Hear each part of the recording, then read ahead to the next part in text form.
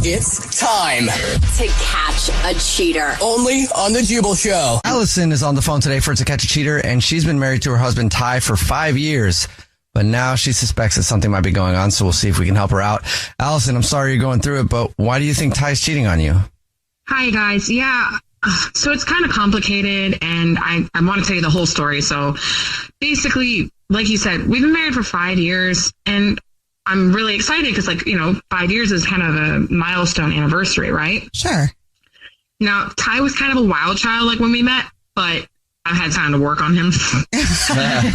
Okay. Yeah, and he's really absent-minded. He's always getting lost, and I get that. And I get that he's like a hot mess express on wheels, okay? And I love that. But so we got married on Halloween in Vegas, right? That's fun. Yeah, it was super fun. And Halloween is literally my favorite holiday, so we always look forward to our anniversary every year, and we always do a couple's costume. But this year, we go to start talking about our costume, right? And I'm trying to come up with suggestions on prince and a princess, and he's totally not into it. Doesn't even look like he cares, and didn't have anything to suggest. And this is the first time in 5 years that he's been completely disinterested in it. So that was my first red flag. Okay. Aww. Notice I said first. We have more. So it gets worse. So I'm okay, well, that's weird, but I'm trying to be on his side, right? But then I noticed that he's being weird about his phone, and he's never been weird about his phone. Okay. He'll let me pick up his phone and check messages for him. No, not now. And he'll go in the next room, and I hear him whispering, and I'm like, first of all, I'm not deaf. I can hear you, kind of. I'm sorry, that's not funny. You're not honey, you're not that slick. But yeah, so and I'm sitting here again trying to give him the benefit of the doubt, right? It gets worse. So that was red flag number 2. Red flag number 3. So he does the whole, oh honey, I'm sorry, I've got to work late thing, which I'm already okay, that's just again, not slick. And we have shared locations on our phones. Mm-hmm. And I'm okay, I'll bite. I'm just curious. And I go and I check. And he's not at work. Oh, where was he? He was at a flower shop. Could he be getting flowers for you? Well, if he's getting flowers for me, I ain't got them yet. So, they're not here. So, I don't know. And like I said, I try to be on his side. I know he's always scatterbrained, and if I feel sometimes I got to put a leash on this man, or he's just going to walk off into the woods. I know one of those. Yeah, I'm kind of like that, so I get it. It's intense. Yeah, it can be hard to deal with sometimes with people like me. I understand that. So now I've got no reason. He still hasn't brought up any ideas for our Halloween anniversary, and I'm just I don't know. I never thought he would cheat on me, but now I'm I can't think of any other reason why he's hiding his phone, why he's going into the next room to answer messages, and he's lying about where he is. Yeah. Is he planning a surprise, maybe? Would he be that type? He's never done that before. Well, you told us what grocery store he's a rewards card member at, so we'll play a song, come back, and then call him, pretend to be from the grocery store, and say that he's this month's big winner of flowers delivered from our floral department, and we'll see if he sends those to you or to somebody else, okay? More flowers. Okay. Yeah. Oh, God, I'm scared to find out, but okay. We'll play a song, come back, and get your To Catch a Cheater next. Right in the middle of today's To Catch a Cheater, and if you're just joining us, Allison is on the phone, and Allison suspects that her husband of 5 years named Ty might be messing around. So in a second, we're going to call him and pretend to be from the grocery store that he's a rewards member at, and say that he's this month's big winner of free flowers delivered from our floral department, and we'll see if he sends those to his wife, Allison, or to somebody else. Before we do that, Allison, you want to catch us up on your situation real quick? Yeah, so basically, like you said, Ty and I have been married for 5 years. Our anniversary is on Halloween, and we always have a couple's costume that we plan together. And this is the first year that we don't have anything in the works, and he's being weird around his phone, and he's not where he says he's going to be. And I can't get over the feeling that something is off. Mm-hmm. Okay. Allison, are you ready for us to call him? Oh, God, I guess so. Okay, here we go.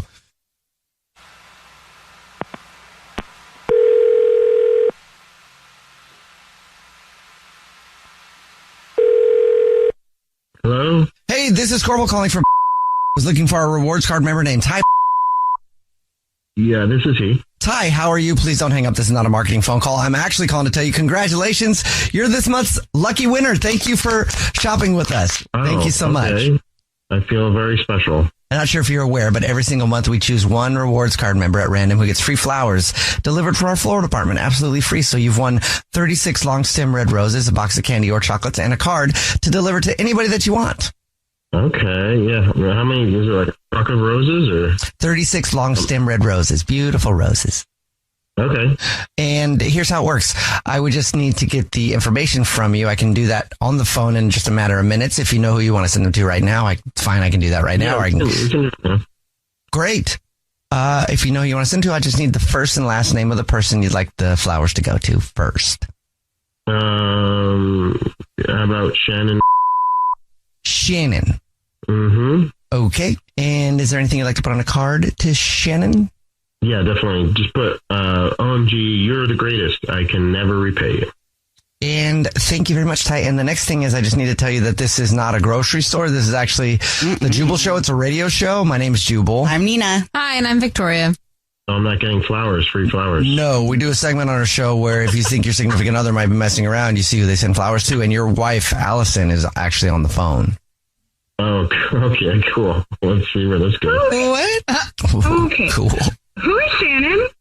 Really? You're going to send flowers to some other girl? Our anniversary is literally like, I don't even know what day it is right now. I'm so freaking mad.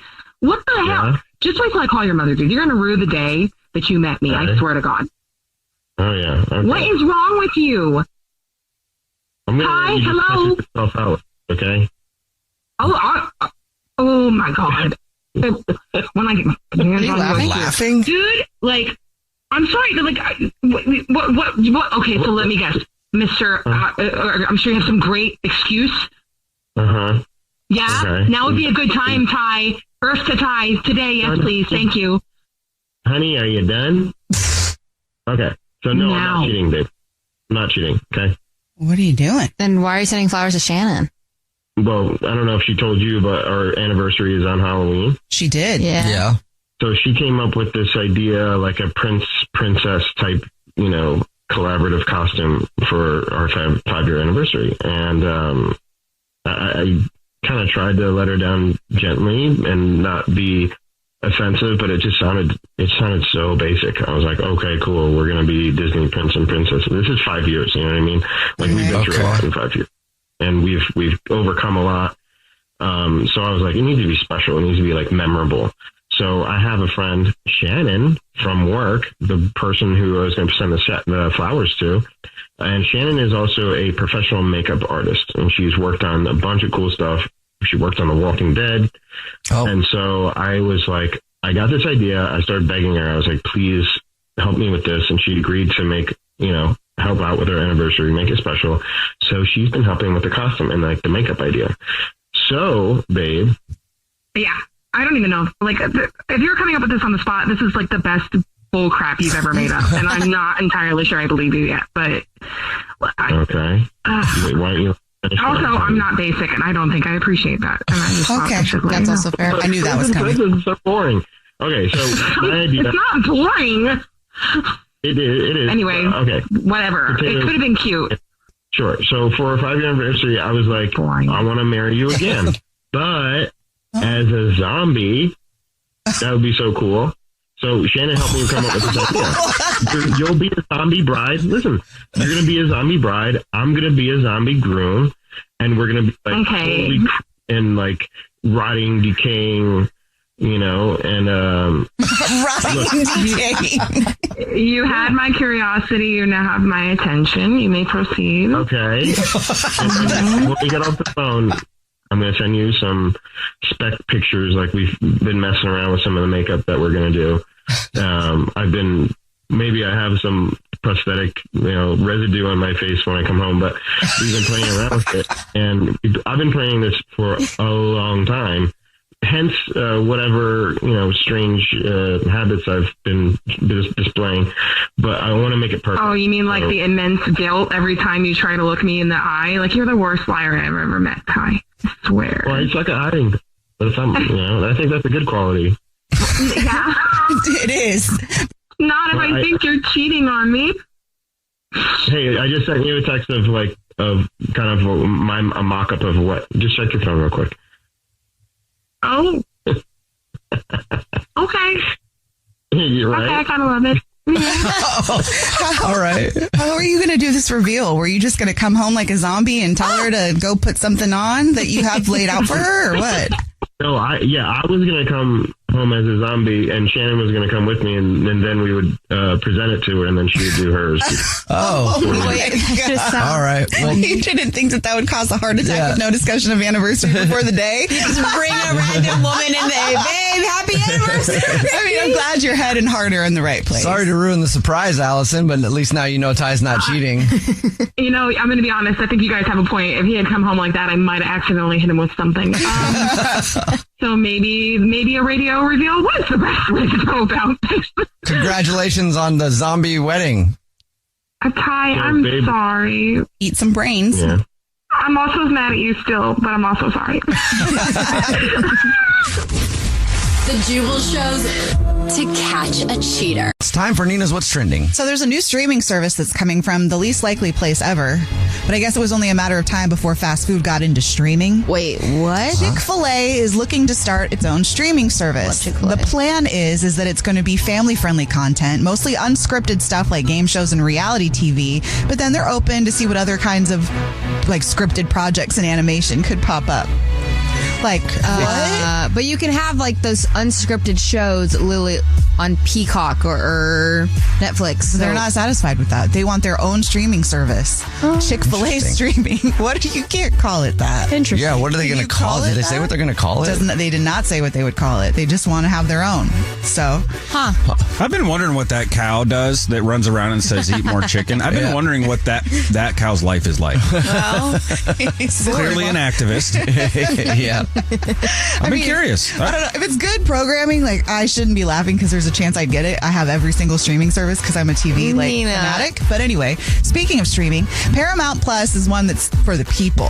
They're slashing their prices. So they're the only ones that are doing that. But Yeah. for $30, you can get the essential plan. $30? How is that slashing a price? Bro, No, that's an annual plan, like for a year.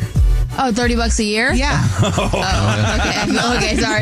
Not $30 a month. I was like, what? For a year. So this Oh. particular sale is going on until September 6th, although that one has ads. But for $60 a year, you can have no ads with Showtime and CBS streaming and all the other extra That's like still $10 a month. No. There's more than 6 months in a year. Oh my gosh, I'm so sorry.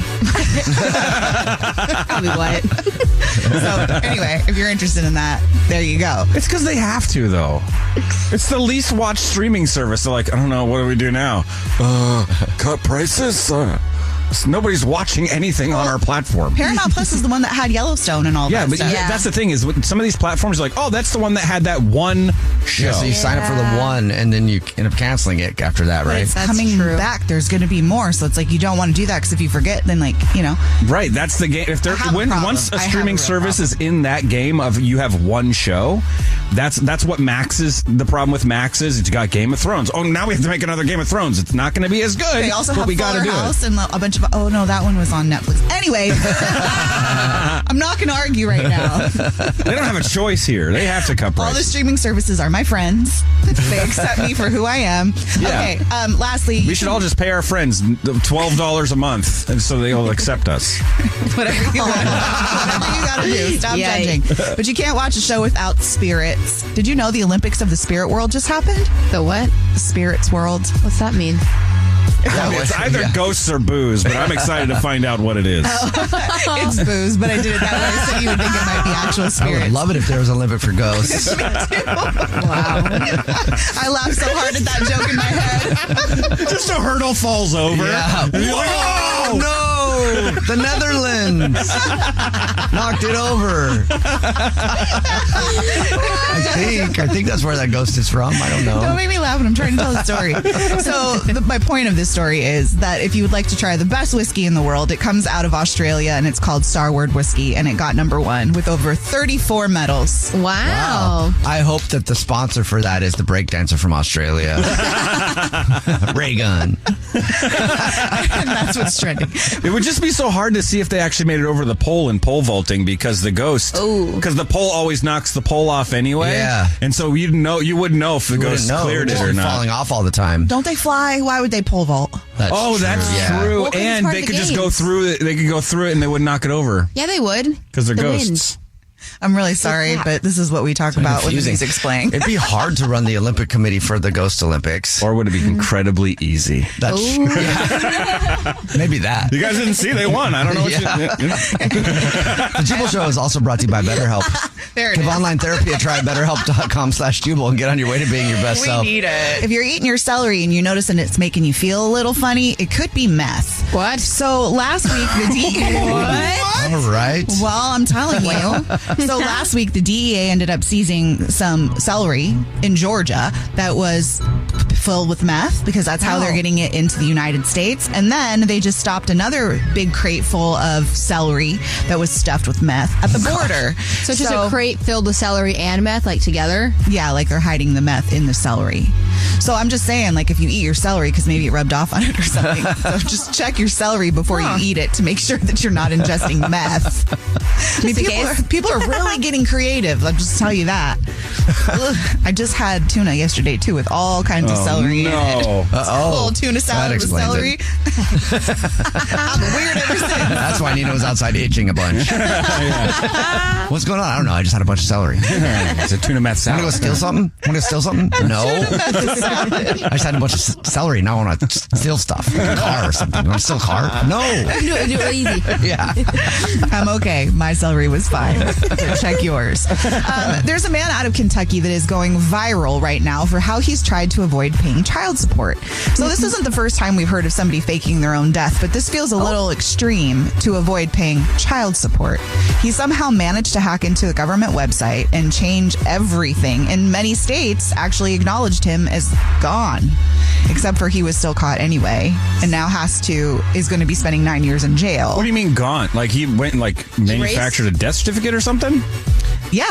He went in and he manufactured he didn't have to manufacture it. He just created a case for himself in the government, whatever, in Hawaii. It's a Hawaii death certificate that he did. So in the database, when you open it up in any of the other states, it shows that he's gone. Wow. I mean, honestly, if you can hack in to do all that and then make that, like that's like put time and effort. I'm like, you know what? But they find you. My brother is a very talented hacker, and back in the day when I was in high school and he was younger than me, we had the cops. Actually, it wasn't the cops. It was like the FBI arrive at our house. Really? What? Like, who is in here like hacking into different like services? So not only was he hacking, he also had like this little laser pointer that he would use and like point across our green belt. So the FBI shows up at my house, not for me because I'm the angel, Right. but for my brother. Really, it was Nina hacking the whole time. Yeah, he's like in middle school, freshman in like high school, hacking into the government system. It was pretty impressive. I've been trying to figure out how to hire a hacker for some things. I like. If you're listening and you're a hacker, hit me up. Let's go.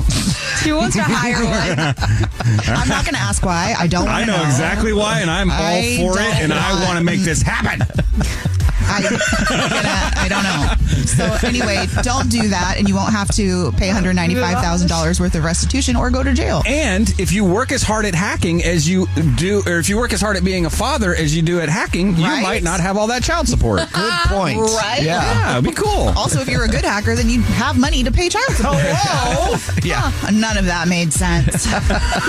Speaking of not having money, the tooth fairy must be really hard out because for the first time in 5 years, she's paying for teeth way less. What? Really? Yes. For a single tooth now, instead of getting $7.29, which was the average. What?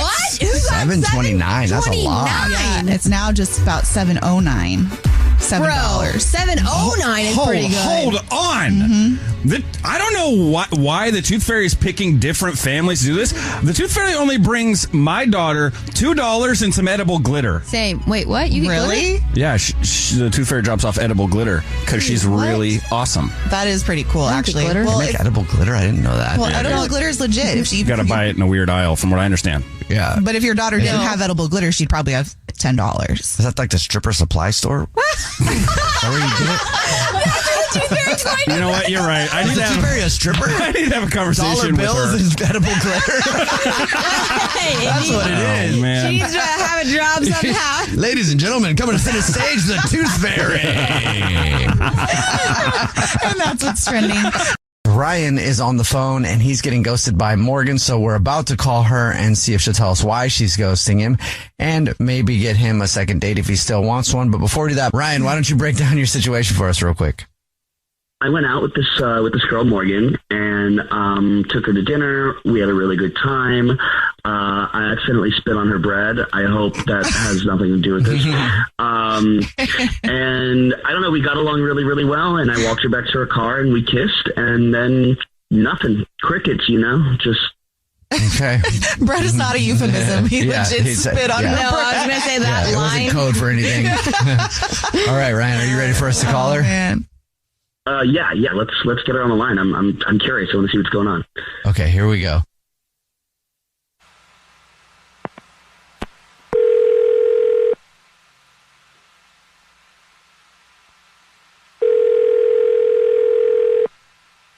Hello? Hi, may I speak to Morgan, please? This is she. Hey, Morgan, how are you? This is a radio show. It's called The Jubal Show. Hi, Morgan. I'm Nina. Hi, I'm Victoria. And my name is Jubal. How are you? Well, hi. There's a lot of you. Yeah. Have you ever listened to the show before? I feel like I shouldn't say no. But I'm not really, sorry. Be honest. All right. Well, I listen to a lot of podcasts. Okay. We Great. have one of those too. Yeah. But Yeah.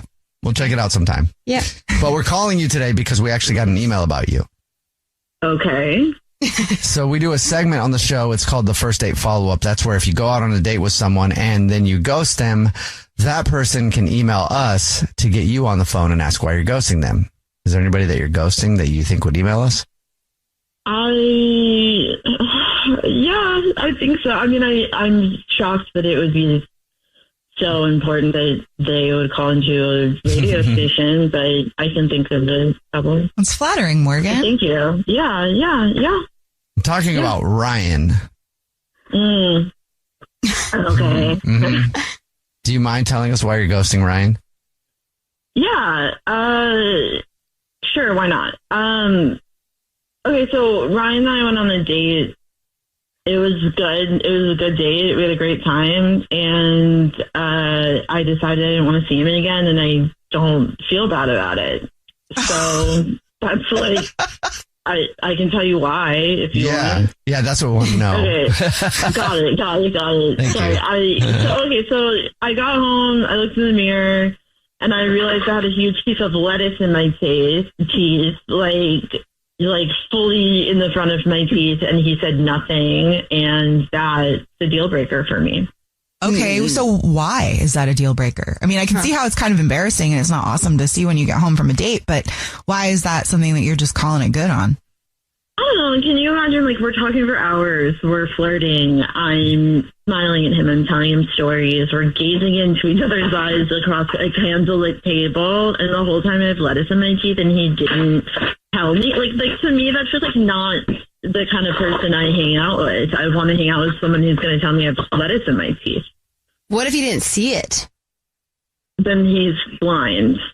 That's not possible. And if he really, really didn't, then he's not observant, and I still don't want to be with someone like that. But I find it really hard to believe he didn't see it. I know it sounds silly, but I get you, girl. I get like that in the studio sometimes when I notice I have food in my teeth and Jubal and Victoria didn't tell me. Hey, man, we didn't see it, though. There's a lot of times I don't see it. Okay, so maybe we really didn't see I feel it. like people don't say it to be nice. Hold on. Hey, Morgan, that's Ryan. He's actually on the phone listening and wants to talk to you, by the way. Hey, I'm sorry. This is about lettuce in your teeth? Yeah. Oh my God. Well, but hold on. You're telling me your life story. I want to be really clear. It's not a random slip up. That's a violation of my trust. It indicates who you are as a person. Okay, but you're like bearing your soul to me. I'm supposed to stop you and be like, hey, your mouth looks like a compost bin? Oh, gosh. Yes, because one, if you're not grossed out by that problem, and two, yes, you're supposed to have someone's back so they don't make a fool of themselves. What else would you not tell me? I barely noticed. Nice. Okay, I don't. What else are you keeping from me? I don't want to move forward. This is like some sort of a test or something. Yeah, kind of. No. Yeah. Hold on. Are you saying you knew you had food in your teeth and you're waiting for me to say something? Yeah, it's a perfect test. The real ones will say something. They care enough to say something. They're not trying to be nice. I don't want someone to be nice to me. I want someone to be real with me. You put the food in your teeth on purpose? Yeah. Oh. This is...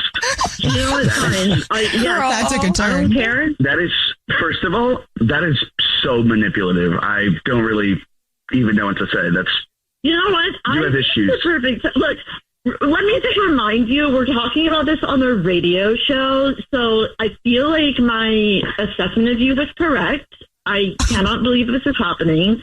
Second of all, I do this on every date, and it hasn't failed me. You know what? I put a little bit of, like a little bit of something, deliberately leave it there. If they call it out, they pass. And if you let me walk around looking like I have a hey, salad, Morgan, your teeth look like a salad bar, we'd be going out? Yeah, I feel like we'd be planning weekend getaways. So we could bring it. Wow. I think you really seriously need therapy and a toothpick. I feel like it's a reflection of your character, so you can say that I'm insane, but knowing that you left me like that for hours, it feels like the whole thing was fake, and it's very embarrassing for me.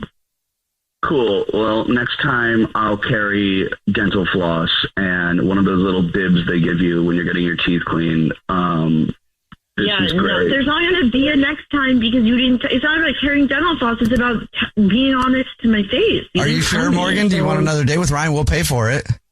No, no. Honestly, no. I think I'm good because you're telling me you're running psychological experiments on the men you go to dinner with. I'm good. This is. But thanks. I'm glad we got to the bottom of this. It's a new kind of test. The thing is, I would never do that to you. I would have your back. So you can see it as a manipulation, but it's sort of like it's a rite of passage. It tells me what I need to know. I'm not a manipulative person in general.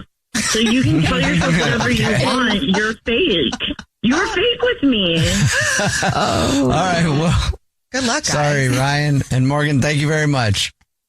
Thank you. Yeah, thanks a lot, guys.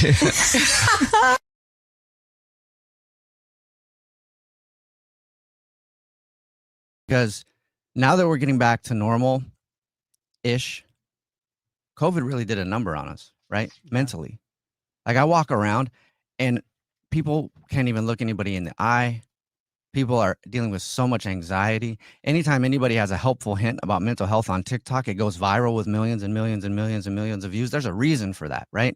And I bring up, hey, I want to talk about more mental health stuff on the air. I want to talk about people struggling, but also in a positive way to let them know that they're not alone. Mm-hmm. And the consultants and the people that are in it for the business part, because I've never been in it for the business part, right? They go, you can't do that because ratings will go down because people don't want to feel good that way, right? Mm-hmm. Like I'll make you laugh for sure, right? You might laugh during this. What I'm saying is they say don't take risks and they say don't do this kind of stuff. And they say stay in a box and be somebody who we want you to be. And they don't want people to challenge things. And I've always been somebody who's about challenging things. I started talking about my struggles with mental health 10, 15 years ago. And back then, not that many people were talking about it, right? And back then, even, I would get, every single time I would do it, same thing. You shouldn't say that stuff on the air. How do you talk about depression? How do you talk about all this stuff, right? You shouldn't do that. And then I get message after message after message after message from people saying, thank you for saying something. So right now, because I know that we're in the middle of a mental health epidemic in this world, and I know that you are feeling lonely and alone, and I know that you are probably going to a job you don't want to go to, a job that doesn't take your mental health seriously enough, and they see you as a number and not as a person. And I want us all to not feel alone. If you're struggling with something, call up right now. 888-343-1061. 888-343-1061. If you're happy about something, call us up right now. 888-343-1061.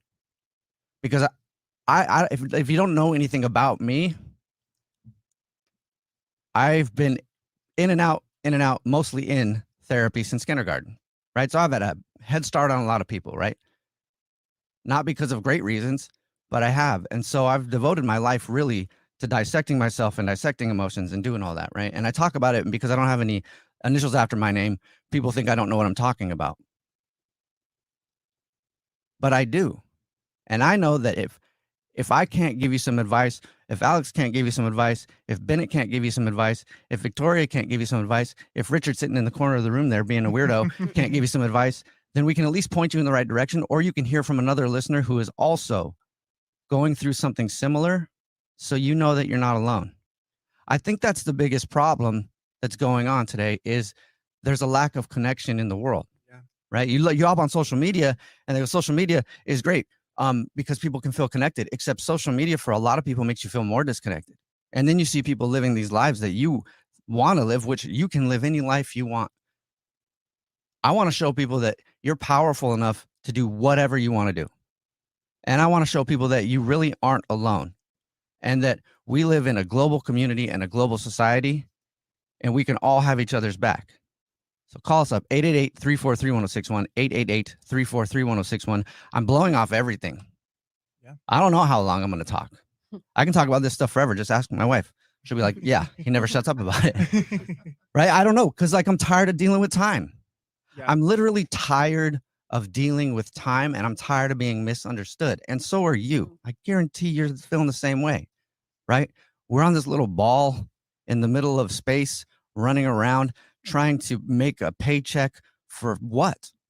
Things we can't take with us. But you know what we can take with us throughout the day is a little bit of positivity and a little bit of love and a knowing that we're not alone, right? And knowing that people out there are feeling the same way. And you can look people in the eye when you're out. You don't have to be scared. Right? And you can say hi, you can smile at someone.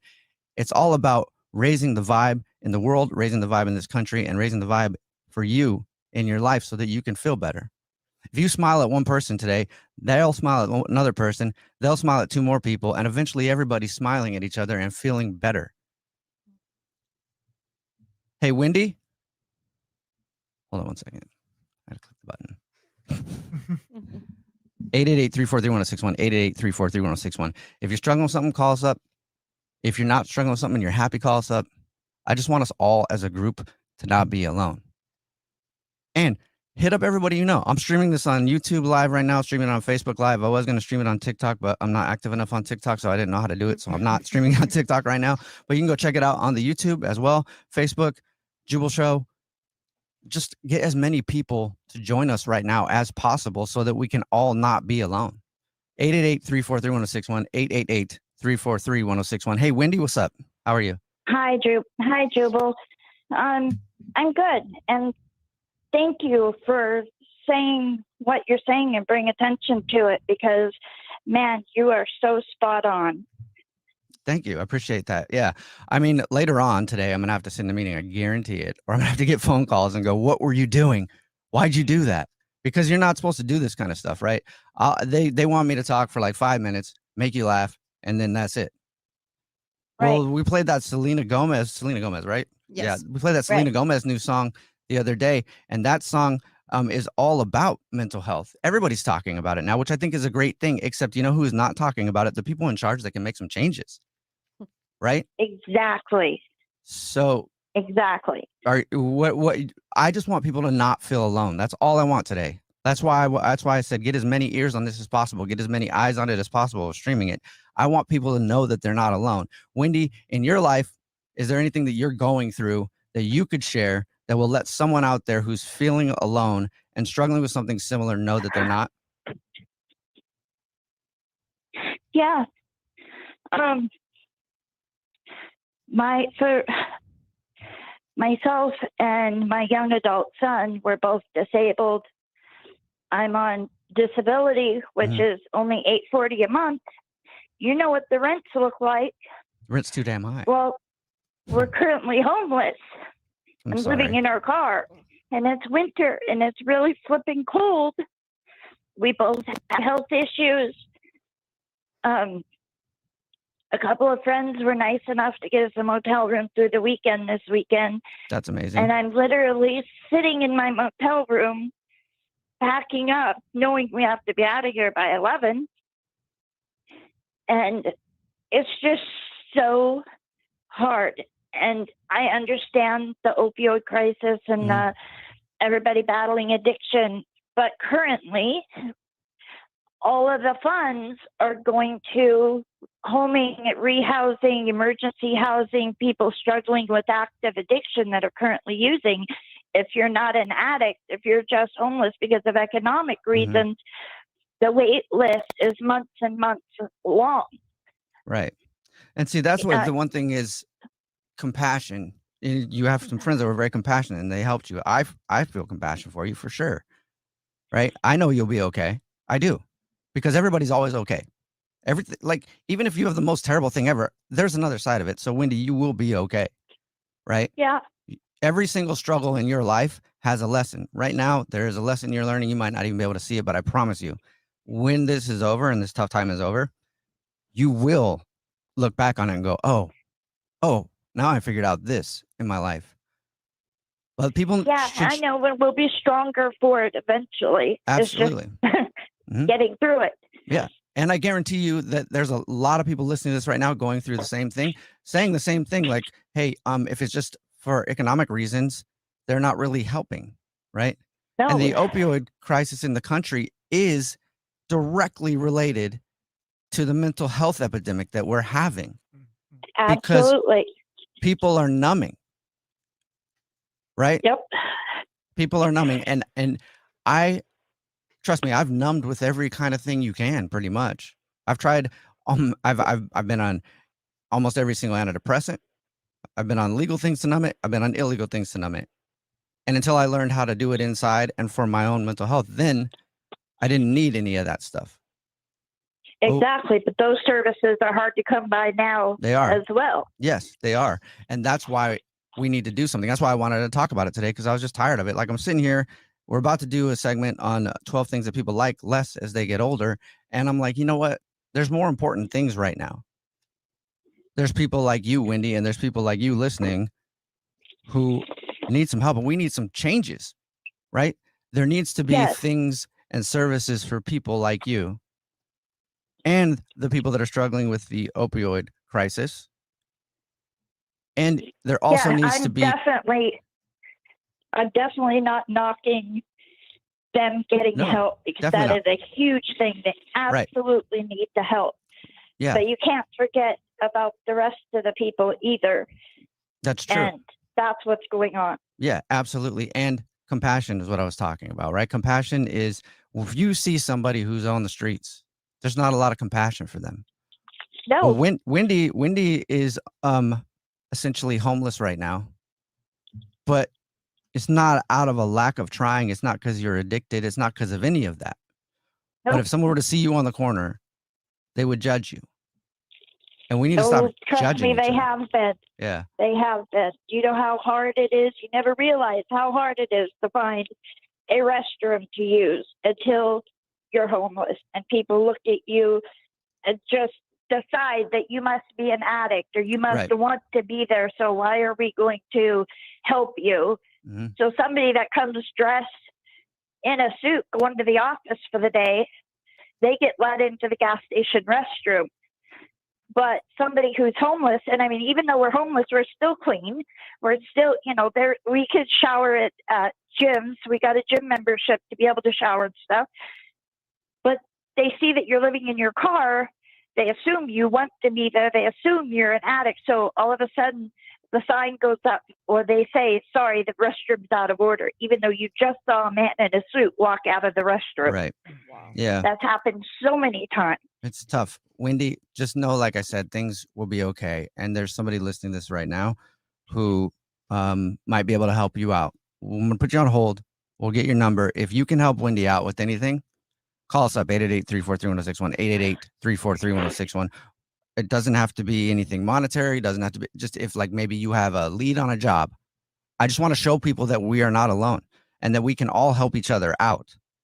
888-343-1061. Thank you, Wendy. 888-343-1061.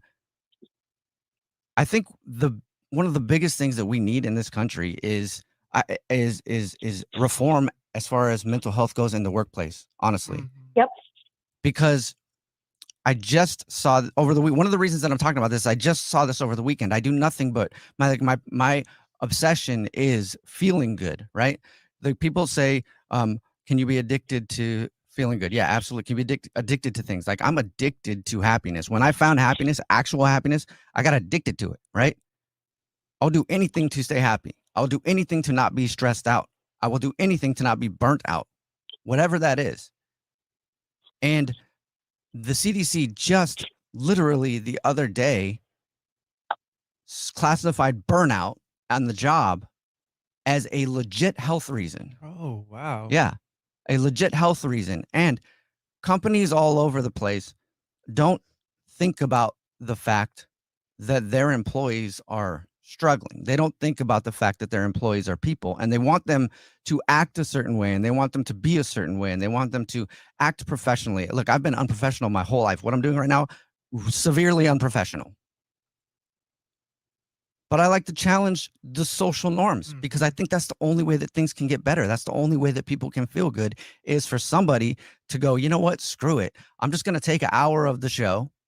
Whatever happens, happens to me, but at least you can see that you're not alone today.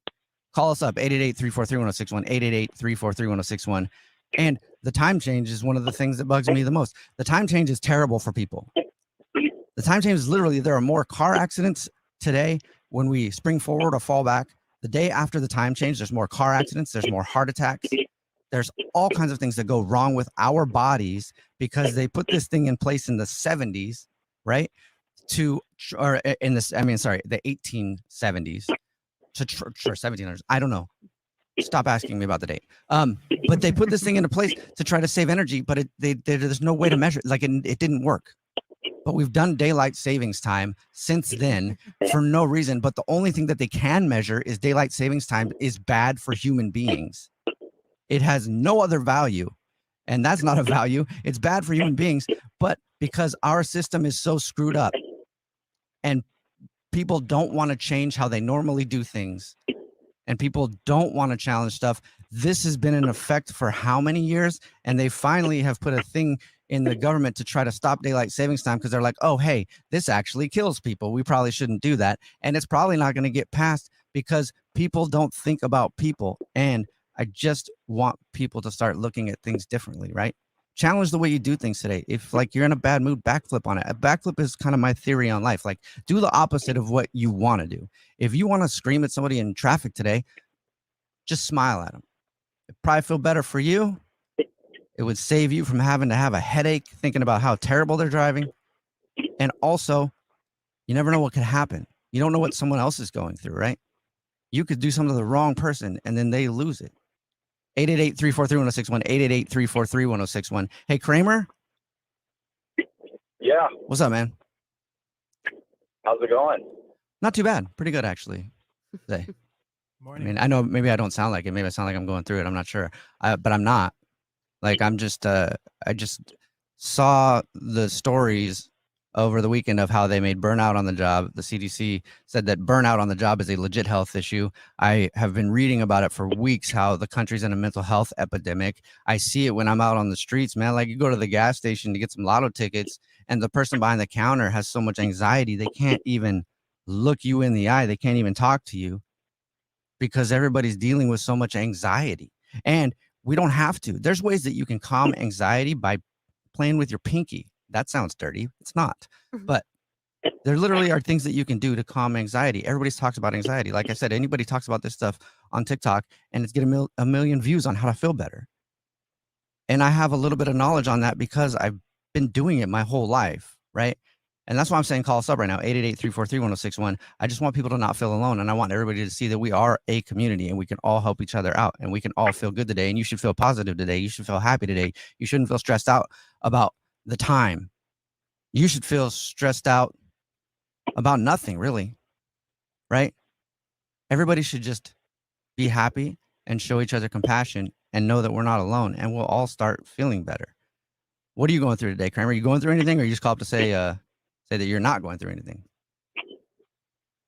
Well, I was going through something, and, for the past, I'd say year or so, I've just really struggled, and, COVID, the shutdown didn't help, but I've struggled the last year or so, and there was mornings where I'd wake up and it was just a struggle to get through the day, and there was no light at the end of the tunnel. And one thing that was important for me was surrounding myself with supportive loved ones and close friends who, I could lean on.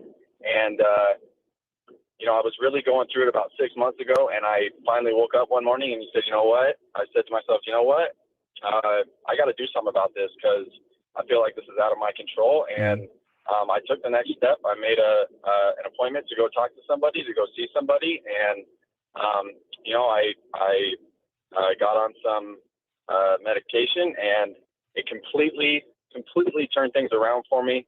I wake up happy. I do see the light at the end of the tunnel. I can finally see all the things that I have going right for myself. And I try to just spread that, like I said, surrounding myself with loved ones who are supportive. And, you got to give people a lot more credit around yourself, that they can, be there for you, and you're not alone, because it is embarrassing. It was shameful. It was like, I couldn't beat this. But, I talked to somebody, and like I said, surround yourself with loved ones, and lean on those people, because they're there for you. They're there to help you. Absolutely. And, you can't get through it. There is light at the end of the tunnel. Definitely. And thanks for calling, man. 888-343-1061. Appreciate you, Kramer. Good job, dude. Thanks, guys. Appreciate you. Yeah. 888-343-1061. 888-343-1061. That dude said something there that is really profound, okay? Because there is a lot of shame associated with not feeling good. I've been misunderstood my whole life when I talk about this stuff, because I've learned to be an incredibly happy person. You can be happy and sad at the same time. I've had a very long road to get there, but I've been there for a while now, and it feels amazing. Also, still sad sometimes. You can be sad and happy at the same time. But when you talk about things in a serious way, like I am right now, somebody out there might be perceiving this as a downer. This is not a downer. What I'm doing right now, I want to be very clear, because communication, this is a positive thing. This is showing you that you're not alone. And this is showing you that things can look up for you, and they are, and you will feel better. Yeah. And if you're not going through anything, then skip about that. Rejoice about that you feel good. There's always something good in everything, even a struggle. When you say things like this, when you talk about this, people might take it as, wow, you're being a downer, right? You're being sad. People don't want to hear about sad. No, you need to hear about sad to appreciate the happy. You need to hear that dude's story to know also if you identify with that and you're like, man, I haven't told anybody that I'm going through it. I got a group of friends around me. Nobody knows. I go out to the bar and I fake a smile. I go home and I cry. Nobody knows, because I'm ashamed. Don't be ashamed of how you feel. That's the other thing too that we need to do, is reform in the way that we think about mental health. You should be able to walk up to a stranger and go, hey, I'm really struggling right now. And they should have enough compassion to talk to you and go, man, that's sad. Let me help you out with some advice or whatever, right? You should definitely be able to say it to the people that are closest to you. Definitely. And you can. And people like Kramer, who just called us, they sit there quietly. I suffered a lot in silence. And they're in a room full of people, but they feel alone. You might be in a room full of people right now, but you feel alone. You might be in your car on a road full of people, but you feel alone. And that's why I decided to do this morning, is because you're not. And I want everybody to not feel alone for a little while today. And you should tell somebody, you should talk about it. There should be no shame around not feeling good. It's actually way worse for you if you fake that smile. It's actually way worse for you if you're not honest with people about how you're feeling. Trust me, I've been there. It is way worse. And that's why I get perceived sometimes as a negative person when I'm not. I have to literally say it with my words all the time. I am positive. I am happy. people still don't believe me, right? Because they just perceive it that way, because I also because I'm truthful. I talk about the good and the bad. You can't only have good. It would be impossible to have good if you didn't have bad. And you should not be ashamed of not feeling good. It's like, how something awkward happens and everybody wants to laugh it off and pretend like it didn't happen. And then the vibe in the room is crunchy for a while until it goes away. Mm-hmm. The vibe in the room is crunchy because nobody said, wow, that was really awkward. Let's talk about it. So that's what you're doing to yourself by not saying anything. You're making yourself feel crunchy all day. You're like, man, I'm sad, but I just smiled and told them I'm great because I didn't want them to feel bad because I feel bad. Well, they're not responsible for how you feel. They should also care enough, if they're in your life, to listen to you and let you know that they do care. I know it's hard to talk about it because of, like you said, shame. A lot of people feel ashamed of it. There should be no shame about saying, hey, I need some help. There should also be no shame around saying, like, hey, I'm feeling great, man. I've got enough mental capacity right now. We can talk about your sadness. I've got a bunch of happiness. Let me give you some happiness. And then you can walk down the street and think about something good. That's what I'm trying to do right now. 888-343-1061, 888-343-1061. Hey, Peter? Yeah. What's up, man? How are you? Hey, I'm doing well. How are you? I'm not too shabby. Not looking forward to the meetings and phone calls I'm going to get after we get off the air today for them being like, why'd you just blow up the 8 o'clock hour and do whatever you wanted? But I think it's worth it. So anyway, not too bad. Hey, I think Jubal's doing an awesome job with that. I think it's a good thing. Jubal appreciates it. So what's going on with you, man? Nothing. Well, I don't know. There's a lot of things wrong with me, probably, but I got it. No, I mean, it's been a struggle. I've been out of work I broke my leg on the job, and I've been out of work not out of work, on OJI for like 10 months. And then with my profession, I got to go back to work, but I still have to get cleared by a different examiner. So now I'm doing unemployment, and life, it's a struggle, but you know what? We can all pull through on this stuff, because for me, the hardest thing is like waking up every day thinking, can I support my woman? Can I support my kids? Can I make it through the day? And 2 days ago, it was a setback. It sucked. Now you have to do unemployment until I can get, cleared to go back to work. So it's a struggle. Right. It is a struggle, but when you go back to work, you'll also be very appreciative of that. And this might be an opportunity too. See, there's an opportunity in every problem. Like, that's the thing that I got to is, if you see problems today, you're only going to see problems. And I'm not saying that's what you're saying, Peter. What I'm saying is there's an opportunity in every problem. There's a way to capitalize on it somehow. So, you being on unemployment, your legs messed up, out of work, you're worried, right? If you can take that, absolutely. Is the worry is probably the thing you think about the most in your life right now, huh? Yeah. Yeah, exactly. And, and you think, and that's the thing, you think you have your life set, everything's like moving forward, you're on a good path, and then boom, it just gets taken away. Yeah. And that, I think we need to understand day to day, like, let's be grateful for today, right? For the next thing. Yeah. And for me, it after this just happened, it's like a huge struggle. Right. For sure. Definitely. And, like I said, the worry is what you're worrying about all the time. Just like a lot of people out there. Once again, proof, if you're listening to this, that you're not alone. Like, Peter's worried. You're worried about something. Here's a tip for you, Peter.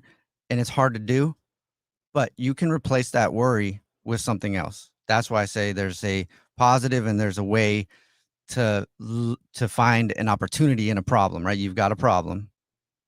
Worrying is obviously just it's gonna cause your anxiety to get worse. It's gonna cause you to get wound up. Every single time you notice that what's that? Go ahead. Oh no, I'm sorry, I cut you off. No, that's the biggest thing. It's so easy for all of us in life to get our anxiety to just get wound up. And right. We forget the big picture. Exactly. Right. We forget the big picture. We forget to be in the moment. We forget at the end of the day, we're all going to the same place and we don't even know what it is. It might be amazing. You know? Yeah. None of us really actually, the only people who know what happens after we leave this planet is the people who have gone there. And unless you've talked to them, which I haven't, then you don't know how it is. We don't know. And accepting that we don't know, I think, is one of the keys to being comfortable. Just accept we don't know and just live. Be in the moment, right? Look around you. Look at the trees. Look how beautiful they are. Appreciate something beautiful. And Peter, every single time you notice one of those thoughts in your head, right, where you're like, man, I'm worried, I guarantee there's something that you are interested in, something that you like to do, something, right? I don't know. I don't know you, so I don't know. And you can literally notice when you're feeling that way, when you're feeling worried, when you're thinking about it. And if you do this enough, if you notice it and then replace it with the thing you want to do, whatever it is, I don't know you, Peter, but let's say you wanted to make money on Instagram selling knitted t-shirts, because Peter knits good t-shirts. I think you knit good t-shirts. That's what it sounds like to me, Peter. Then yeah, I do. Absolutely. Yeah, that's fine. Yeah. Put the effort of that worry into the knit t-shirts, actively pay attention to the worry, and then go, nope, I'm going to knit some t-shirts. And before you know it, all that time you spend worrying, you've just knitted a bunch of t-shirts and you're going to make $1 billion on Instagram. I don't know if knitted t-shirts will sell that well, Peter. I hope you don't actually take that advice, but thank you. Thanks for calling. No, it doesn't matter what we do in this world. That's the thing. Like, we can have every profession is honored in my mind. And when you think you have things big and things are going well, and then all of a sudden things are snapped away from you, for sure, it's terrifying. And then you start to realize how little we are, but how big we can be. And but it's a struggle. And I think what you're doing is awesome. Thank you, bro. I listen to you all the time, but Appreciate it. like this is great. Thank you, man. Thank you very I much. appreciate you spending an hour doing this. Like, you have, I think a lot of people do. Good. Well, I hope so. You know, I really do. Because it was kind of like it was literally on a whim. I was just like, you know what, screw it. And it was mostly because I was thinking about I can time. tell you, like, and that's the thing, though. Like I said, it's day to day, right? We need to appreciate today and hope for tomorrow. But as long as we do everything we can today, it makes it better. But even talking to you about it out loud, it's helped a lot, and I really appreciate it. Appreciate it, man. Appreciate you. 888-343-1061, 888-343-1061. All we're doing right now on the Jubal Show is helping people not feel alone, because loneliness is a big problem. The world is in the middle of a mental health epidemic. People are finally starting to talk about it more. And just thinking about time this morning and the time change and how bad that is for people, and then just me being really bad with the schedule, thinking about things I have to do, going, I'm just sick and tired of having to worry about time. Because if you're worried about time, you're wasting time. Time you enjoy doing something you want to do is never time wasted. So in every moment, do something you want to do and appreciate it. Like, look at something around you. Like I said, look at the leaves on the trees if there's trees around you. Look at something that you find interesting and just be curious about it. That's not wasted time. And I do think that companies need to pay attention to the fact that there's a lot of employees out there who are burned out. There's nothing worse than going to a job that you don't want to go to. Trust me, I have done it. I used to have this marketing job. Every single day I would drive there, I would cry. When I first started working in the workforce, like out of high school, I would cry and I would get to the exit, and then I would think, man, what would happen if I just kept driving? What if I just kept driving? You know what would have happened? I don't know, but it probably would have been better than crying and going to sit at a cubicle for 8 hours a day pretending to work. And if you're going in there right now, don't get down about what I just said. Just think about that. Go, there is something I could do, right? And there's also something that companies can do. We need some real reform in this country as far as mental health goes with the workforce. There really is. Like, there should be a mandatory mental health day every single month for the entire country, right? Just a day off like Christmas every single month. There's a comment on YouTube, because we're live on YouTube. It says from Kimberly, honestly, I lose sleep because I'm so anxious about getting up on time to get to work on time. Right. I'm so tired. Yeah. Everybody's tired. Yeah. Everybody is tired and everybody needs a day off. And the thing that is, like, if you're, like I said, we're just spending an hour not being alone. That's why I said I want as many people listening as possible. Text your friends, text your family, tell them to listen right now, because who knows? They may not be able to listen tomorrow, because I might get in trouble for just blowing off the hour and doing what I want, right? But I want us to all not feel alone and realize that we are not alone. And together, the vibe of the entire world can raise if we all just think a little differently and think positively and just are open about how we're feeling and stop being quiet about stuff and stop making people feel alone. Hey, it's Bennett. Last week, I just want to say I took the steps to find a therapist. Good. And, I think this is a big step because in the Black community, mental health is not discussed enough. And personally, I feel like I'm going through a lot right now. You're talking about burnout. We work a lot here. I'm going through a separation, which has been really difficult. And through that separation, a lot of trauma from my upbringing. I grew up in foster care, was in and out of foster care for like 10 years. So a lot of that trauma has like emerged and it's in my life. And I have a lot of anxiety. The other day I was driving in the car thinking about a bunch of things and like literally bursted out crying. And I'm like, oh my gosh, this is anxiety right here. This is it. And for such a long time, I'm like, maybe I should talk to someone about like my rough past. Maybe I should talk to someone about crying in the car while trying to get home. And I did that. And I'm, on the path and on the journey to, become better and to work through those things. And Proud of you, Bennett. Yeah, thank you. And absolutely. I think it's important to say, as like a Black man in America, coming from where I come from, what I've been through, it's important to say like, it's okay to reach out to someone. We have the people that are around us, people we love, our friends, our family, but sometimes it's important to reach out to someone who is professionally trained and can really help you work through those things. So, just from myself to anyone that's listening that might be dealing with some trauma or just the day to day, it's okay to get help. It's all right to reach out to someone and you'll become bigger and better on the other end of things. Absolutely. And that's a very good point, that a lot of people they don't even have access to the service. There are places you can go online now. Actually, here is proof of taking a problem and creating an opportunity. There's all kinds of online resources now for counseling that are very cheap that you can go to, and you can literally be matched up with a counselor and do the telehealth thing. That wasn't there before COVID. COVID was an incredibly negative thing. There are some positive things that have come out of it, though. There's people that started businesses. There's people that changed their whole life. There's some workers that love their life now because they get to work at home. And that's what I mean. We talk a lot about the struggles in life, and then we don't talk about the positive. Or if you're talking about the positive, you can only talk about the positive. Don't be a downer, right? They do all this research whenever they go over the show, and they tell us things that people want to hear and what they don't want to hear. They told us one thing: people don't want to be alone. And I'm like, well, let's make them not feel alone, right? Right now, that's what we're doing. Call us, 888-343-1061, 888-343-1061. I guarantee you someone's going through something similar as you, and I guarantee that you can help them just by letting them know that you're also going through whatever it is, happy or sad. And then they go, people want real talk. And then they tell us that, you got to be careful how long you do it for. You got to be careful how you do it. I wanted to prove people wrong today, right? Hopefully, this hour of the show goes down as one of the most highly rated hours ever. It might not. Also, I tried. I tried for a moment to help people feel a little better. I took a risk, and that's what you should do. And that's what a lot of people did during COVID. We don't talk about the buildup after a bad thing. We talk about how terrible COVID was, how alone everybody felt, blah, blah, blah, blah, blah, what it's caused, right? We don't often highlight the good thing that it's caused. September 11th, I think September 12th should also be a national holiday. You want to know why? Because September 11th, when those towers went down, was one of the worst things in this country's history, in the world's history, right? So many people passed away. So many people died.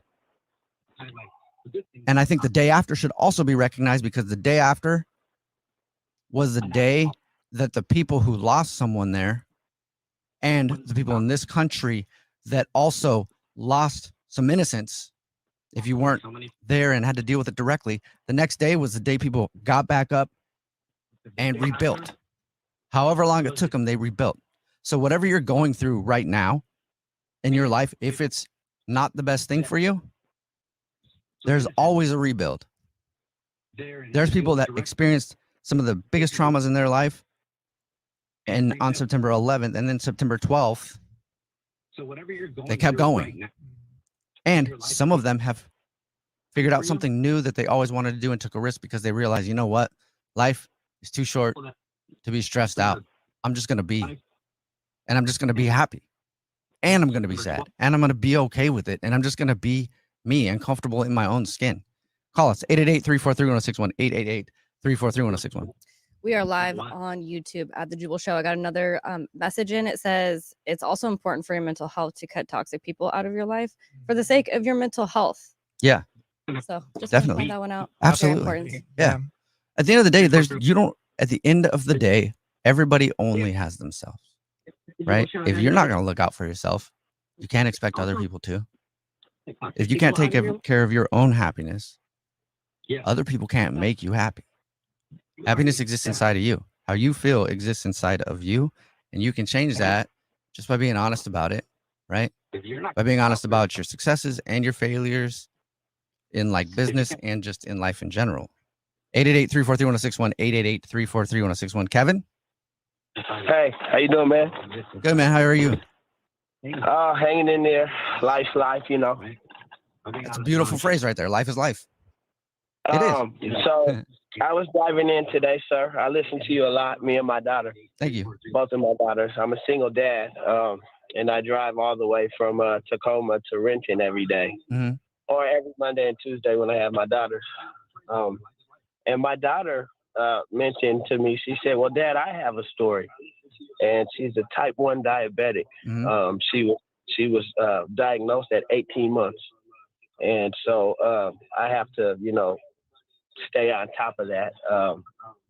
And it ain't the easiest thing, but for her to express that to me, being a type 1 diabetic and going through the things that she's gone through in her life, it just kind of made me feel like, everything, like you said, is going to be okay, because she's only 7 right now, and she's just gone through so much. Yeah. And I'm a divorced. I've been, through a lot too in the last couple of years. I divorced through the pandemic and what have you. So being lonely is like, I just can't even I don't know. Yeah. I can tell you my whole life right now. You know what I mean? That's how lonely I am lately. But I don't know, this segment that you have, it definitely is needed. And I'm kind of mad because she wanted to hear me on the radio talk about it, but we'll get you. Hey, well, after we're done talking to you, I'll put you on hold. And we'll get your email and stuff. We'll send you it so that she can hear it, because she should. I'd appreciate it, but like I said, she's the one who made me do this, and I live for my daughters, and it's just like I said, life is it's life, but it can get hard, it can get lonely, and people are struggling. I mean. I'm in the middle of starting my own business. I'm a flooring installer. I'm in the middle of starting my own flooring business. So I had to change my whole situation because of my daughter, her being a type 1 and having to adjust my hours to be able to take care of her. So it ain't the easiest, but we get through it and we struggle, but we also persevere too, as human beings. It's not the easiest thing, but we stand up. We put our chin up every day. We smile. If we got to cry, we go in the other room. When we come back to our kids and we do what we got to do, Exactly. So everybody's everybody's doing that at some point, right? Right. And I'm not the best communicator. I don't even know if I'm getting everything out like I'm supposed to get it out. But I thought it was great. Yeah, you can have this job if you wanted. She's the one that gave me she's the one that told me to call and just let everybody know, at 7 years old, type 1 diabetic, everything's gonna be okay, That's awesome. So I just wanted to share that with you guys, and then also I want her to know, I want her to hear this too. So. For sure, we'll send this to you so she can hear it, and also, she needs to know this too, that her asking you to call is incredibly brave. There's also another 7-year-old out there probably going through a similar issue, maybe in the back seat of a car somewhere, listening. Right. My 4-year-old's smiling at me right now too. Right now. That's awesome. All right, I'm gonna put you on hold, man. We'll get your information. We'll make sure you get a copy of that. 888-343-1061. let everybody know it'll be okay. Yeah, absolutely. There you go. That's the perfect way to end the hour. Everybody know it'll be okay. It will. It will be okay. There's a lot of work to do in the world for people. And I really think the leaders of this country, like, dude, I thought about it. I'm like, I want to run for an office. I don't even know how to run for an office. I don't have an education to run for an office. I've got a life education that I think could help in some ways, right? But I'm like, does anybody know how to run for an office? What office could I run for that I could even try to change anything? Can you even change anything? Right? Because it does. Like, companies need to take more responsibility for their employees' mental health. The leaders of our country need to take more responsibility for what they do for the citizens' mental health. And I know that because we are in the middle of a mental health epidemic, but he said it perfectly. It'll be okay. And also, real quick, before I end this hour and then we go back to the ridiculous internet question, which is coming up at 9:10, he talked about loneliness and how he's going through a divorce, and he's like, never felt so lonely. And there's a lot of people that feel lonely right now. I know that because we get research on our listeners, and they say that people just want to not feel alone. So I'm glad that you hung out with us for an hour and didn't feel alone. I'm happy about that. It was nice. It was nice hearing about the good and the bad, hearing about hope and hearing about being able to endure life. It was awesome. And if you feel alone, I will tell you this. If you feel alone, the secret to not feeling alone and not being alone is to take care of your mental health at all costs. To practice self-care, to do all those kind of things, to talk to somebody, to not put shame on yourself. Get yourself to a place where you love you, where you love you, where you like hanging out with you. You'll never be alone. Become your best friend. Because if you can become your best friend, you'll literally never be alone. That's probably the last thing I want to say about that. Ridiculous internet question is coming up in just a minute. And I don't know. Maybe we should do this more often. Maybe. Yeah. I know that I'm going to have to be in a meeting later where they're like, don't do that ever again. But let us know. Call us up, 888-343-1061. Text in, email us. Let us know if we should do stuff like that more often and just not feel alone for a while. All right. Ridiculous Internet Questions is coming up at 9:10.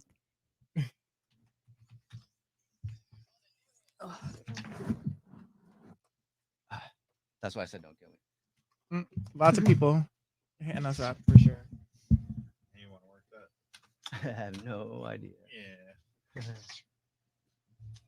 60 seconds away from your shot at a free trip to Jamaica, but first it's Nina's What's Trending. Something else you might be interested in, actually, though, Jubal, because you are a bit of a meathead. Mm-hmm. Hershey's is now making protein powders. What? They've expanded, and they've partnered with a supplement brand called C4. And they're supposed to have Reese's peanut butter cup flavored and Hershey's chocolate flavored protein powders. And that's not all. They're also going to have a pre-workout powder that tastes like Bubble Yum bubblegum. And then they're going to have C4 energy drinks that taste just like Jolly Ranchers. Okay. Oh, yum. So candy sales are down 17%, and they're trying to diversify and capitalize on people that are not super familiar with protein powder, but like candy. Yeah. So they're like, well, if it has Hershey's on it, then I'm going to like it. I'm good with it. C4 is a good pre-workout. I don't know what they put in it, though, man. That stuff gets you hype. I don't know if it's good for you or not, but. Well, now you can get a Jolly Rancher flavor and see what happens. Ooh.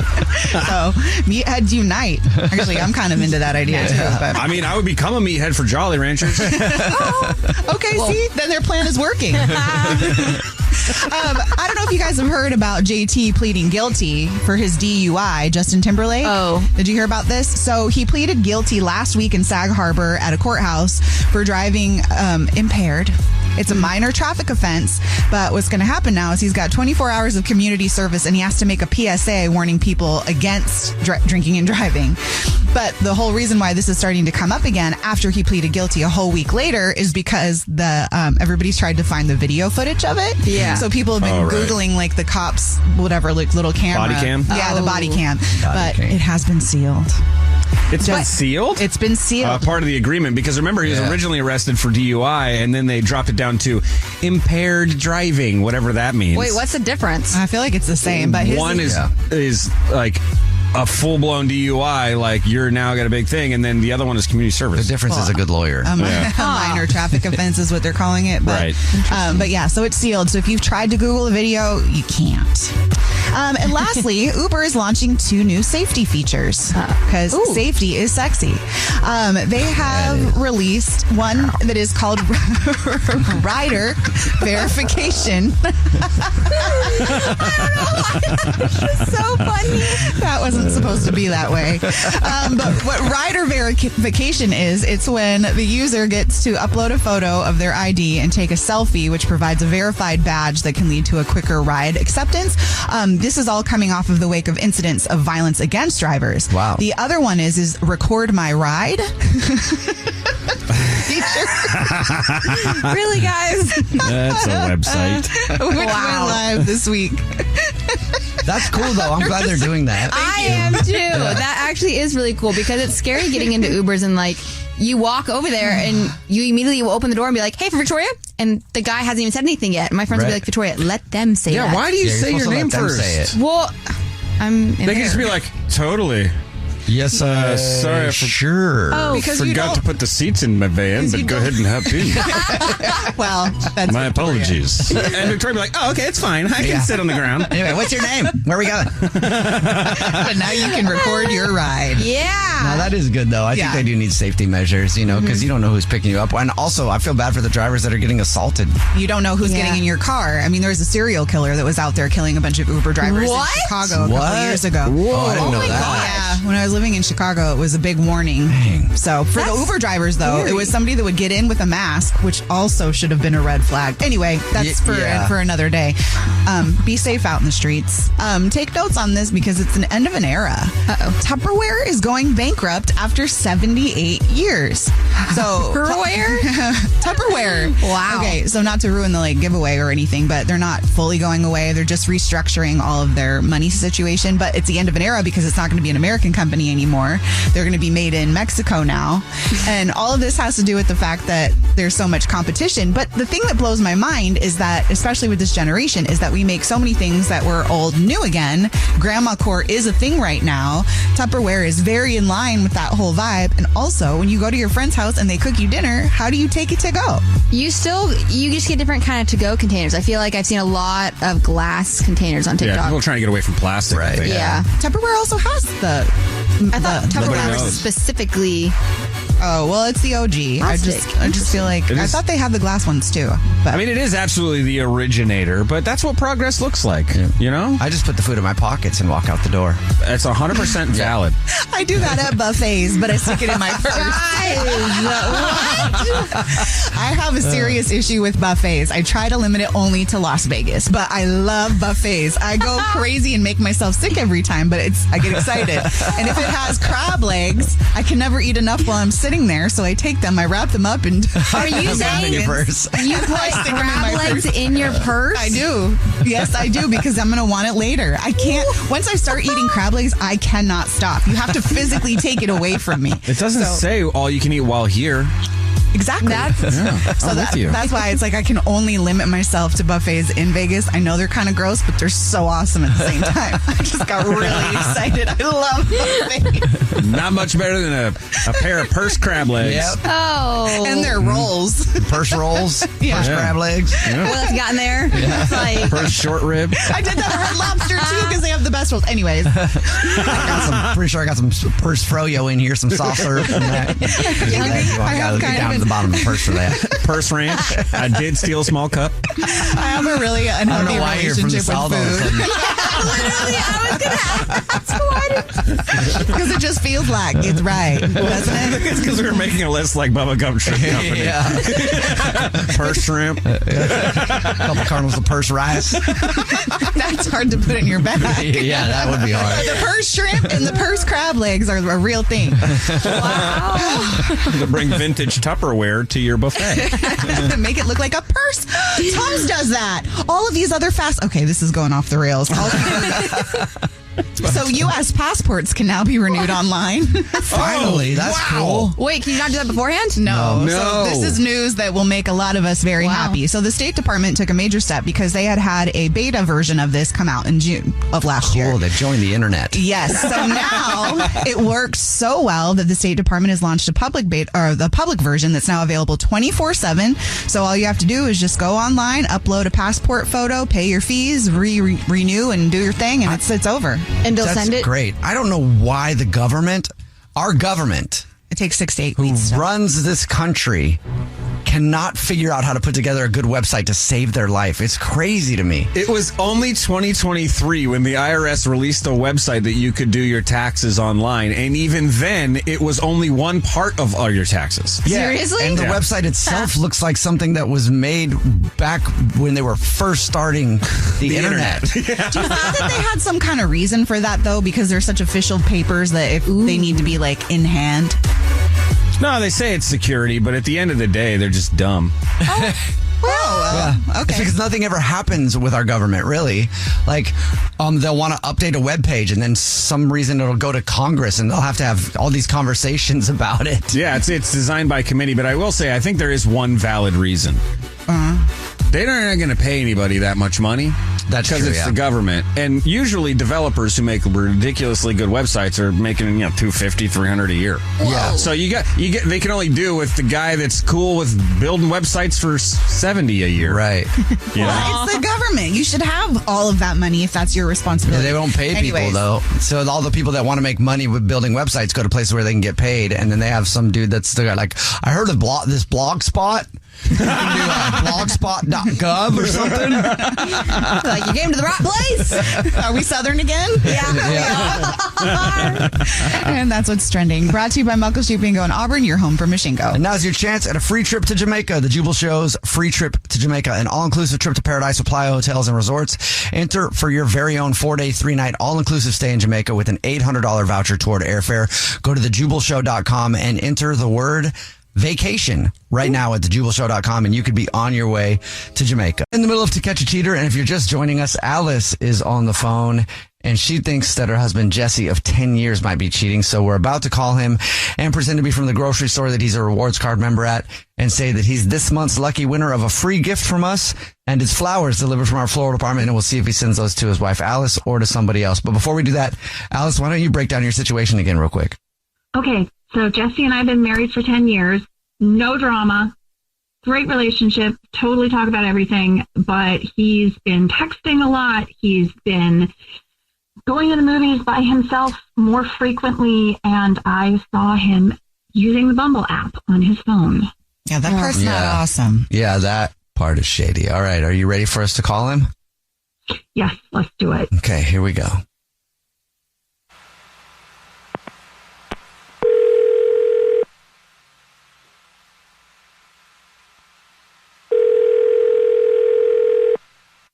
Hello? Hi, this is Corbett calling from. I was looking for our rewards card member named Jesse. That's me. I'm Jesse. Hi, Jesse. Please don't hang up. This is not a marketing phone call. I'm actually calling with a big congratulations. You're this month's winner.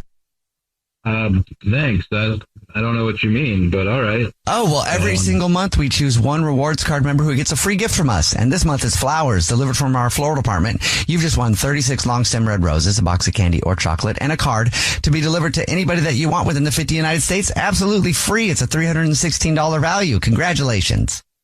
For real free? Yep. Wow. Well, that's crazy, but yeah, thanks. Why not? Yeah, no problem. The first thing I would need from you would be the first and the last name of the person you want to send them to. And then we'll get anything on a card if you want to put something on a card. And then we'll get the address and be good to go. Okay. Alice? All right. Got that. And would you like a card along with it?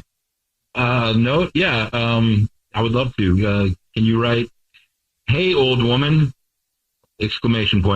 Love you. Gonna be at the movies tonight, but here's something pretty for the pretty lady.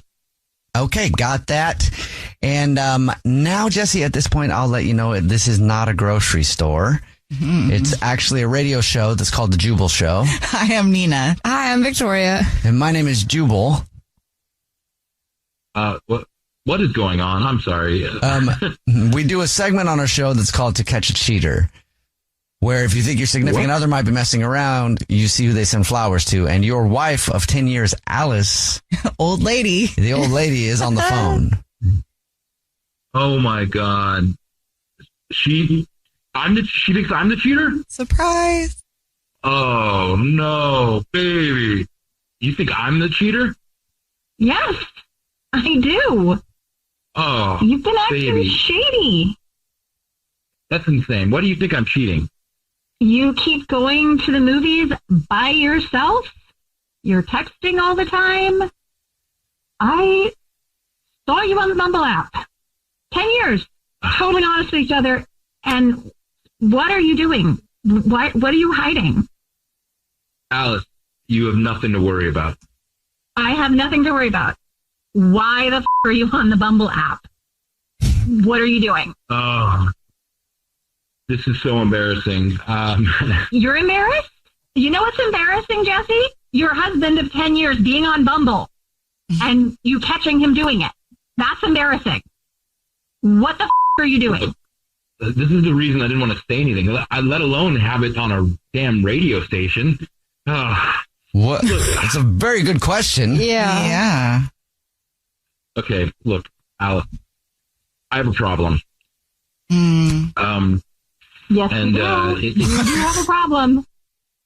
Well, I'm not cheating. That's not the problem. I need to be clear. I swear that's not what it is. Why do you have Bumble then? Well, because I'm trying to find some friends. We haven't lived here very long. I don't know anybody except Alice where we're at. I thought I would try to find it to get some guy friends to hang out with, go to the movies, do some stuff. Because I hear all these people say you can make friends on it, but that's bullshit. What? What? Well, I heard you can make friends too, but all I get is guys hitting on me. I'm so confused. Wait, what? You just set up Bumble, and does it say that you're like looking to meet other guys? I was looking for guys to do things with, but now it's just guys who want to do things to me. So what do you say to them? Hi, my name's Jesse. I'm just looking to hang out and maybe go catch a movie. I don't have a lot of friends. It'd be great to, maybe do something fun. I didn't know that was what I was implying, I'm guessing now, but yeah, usually I'm just like, let's go have a good time. They say yes, and then they ask, if we can get dessert or if I'm going to spend the night, and then they send like a topless picture of themselves or something funny. Oh my God, Jesse. You're killing me. Seriously, babe. You've been meeting men on a dating app. Well, I haven't actually met any yet because, baby, every time I meet one of them, they seem cool, but then they start hitting on me or touch my leg or ask if we're going to go back to their place. Oh my God. Did you just think you were so irresistible? Jesse, I don't understand why you couldn't just talk to me about this. Well, now I will. I'd really like some help. This is horrible. I was embarrassed. I'm not a social person. I thought it was weird I had to use an app to look for friends. A lot of people do it. Yeah, a lot of people use the Bumble BFF. Yeah. You just have to put the BFF part on, Jesse. And you will find that you're not alone. Yeah, you probably find some friends on there, Well, I mean, I don't want to judge anybody, but I don't think these are the friends I was intending to find. I don't think you're judging anybody. You're a married man of 10 years. You should not be trying to find anybody to mess around with. Babe, Alice, do you think maybe you could help teach me how to use this later? I would really appreciate that. This is getting more awkward by the moment.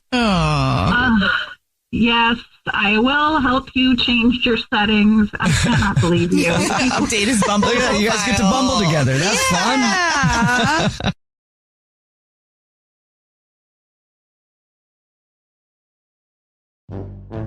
Hello, this is Susie Essman and Jeff Garland. I'm here. And we are the hosts of the History of Curb Your Enthusiasm podcast. Now, we're going to be rewatching and talking about every single episode, and we're going to break it down and give behind-the-scenes knowledge that a lot of people don't know, and we're going to be joined by special guests, including Larry David and Cheryl Hines, Richard Lewis, Bob Odenkirk, and so many more, and we're going to have clips, and it's just going to be a lot of fun. So listen to the History of Curb Your Enthusiasm on iHeartRadio app, Apple Podcasts, or wherever you happen to get your podcasts. Hey, this is Dana Schwartz. You may know my voice from Noble Blood, Haleywood, or Stealing Superman. I'm hosting a new podcast, and we're calling it Very Special Episodes. A very special episode is stranger than fiction. It sounds like it should be the next season of True Detective. These Canadian cops trying to solve this mystery of who spiked the chowder on the Titanic set. Listen to Very Special Episodes on the iHeartRadio app, Apple Podcasts, or wherever you get your podcasts. There's so much news happening around the world that we're somehow supposed to stay on top of. That's why we launched The Big Take. It's a daily podcast from Bloomberg and iHeartRadio that turns down the volume a bit to give you some space to think. I'm Wes Kosova.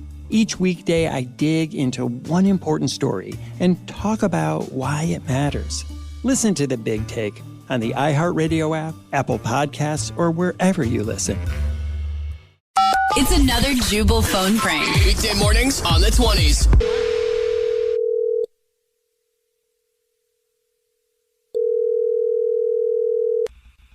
Hello? Hey, this is P. Deacons calling from corporate HR. I was looking for Courtney.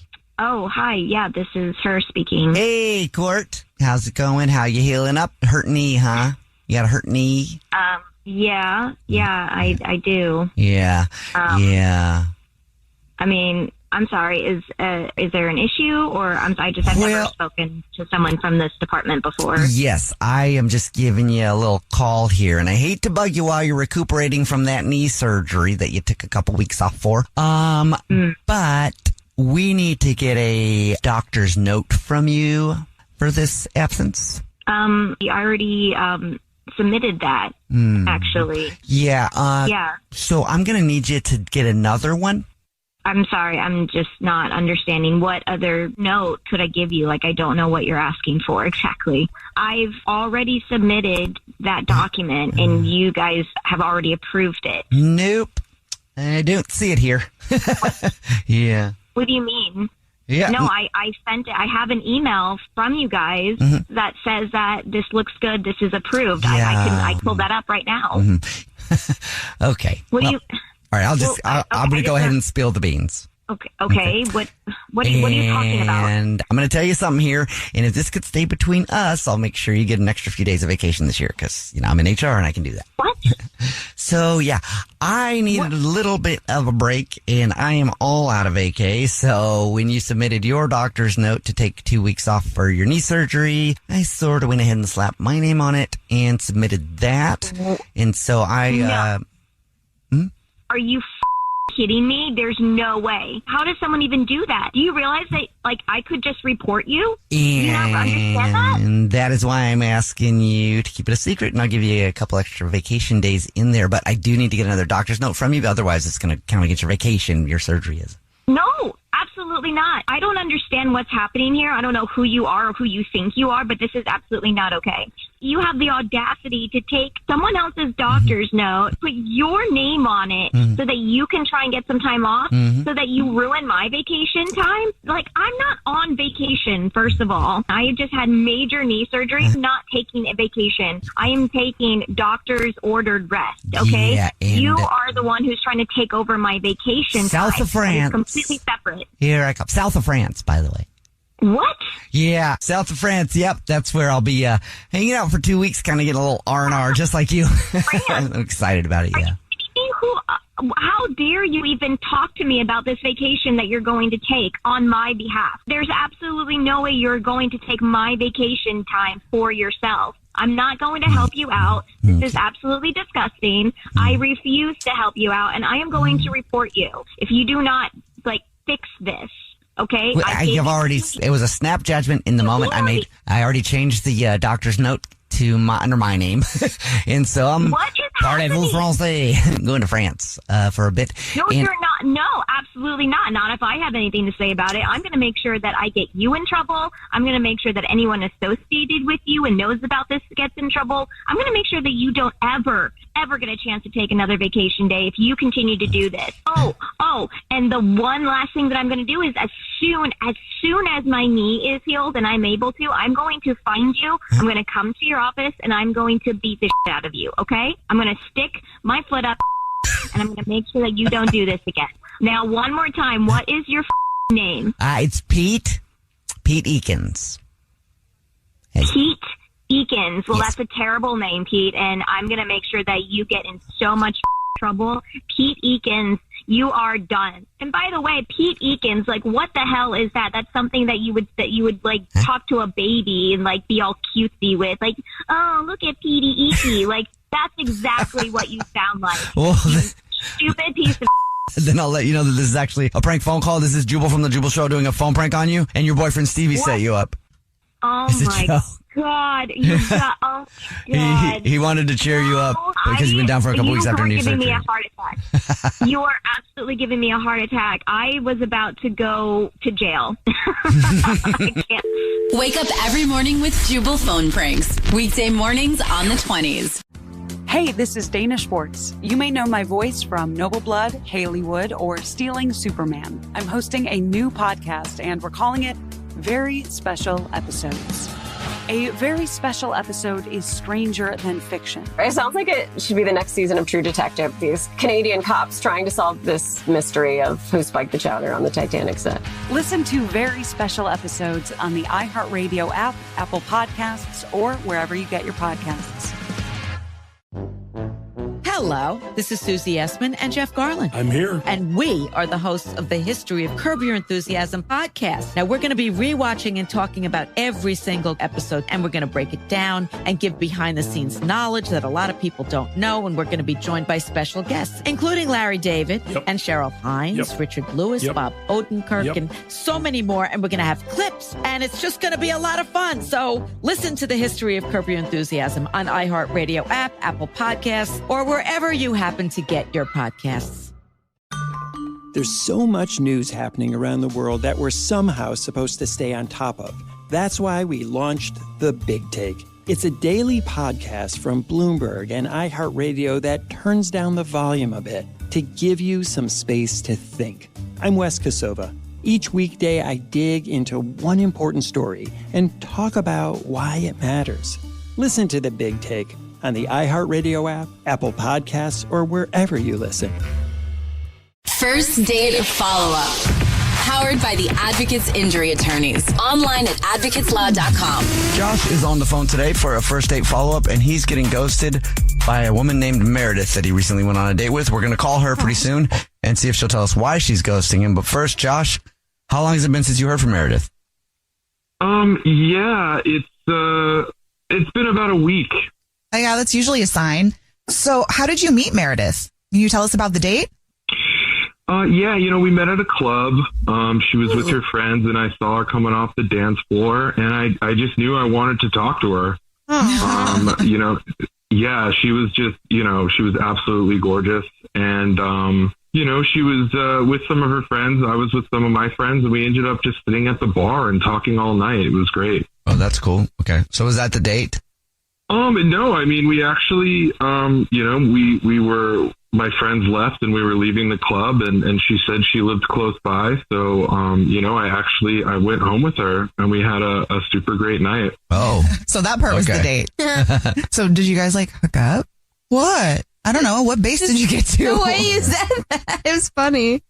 Yeah, I mean, we did. We were kissing and it just happened, and it was just a great night.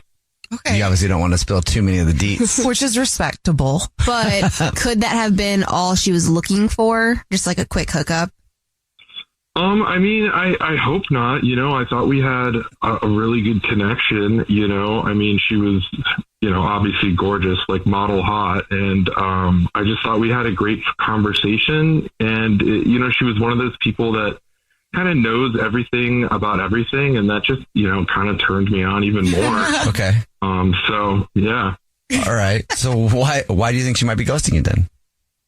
Honestly, I think it might be because we slept together so quickly, and maybe she did just want a one night stand and that was it. I've had a few of those and they are what they are.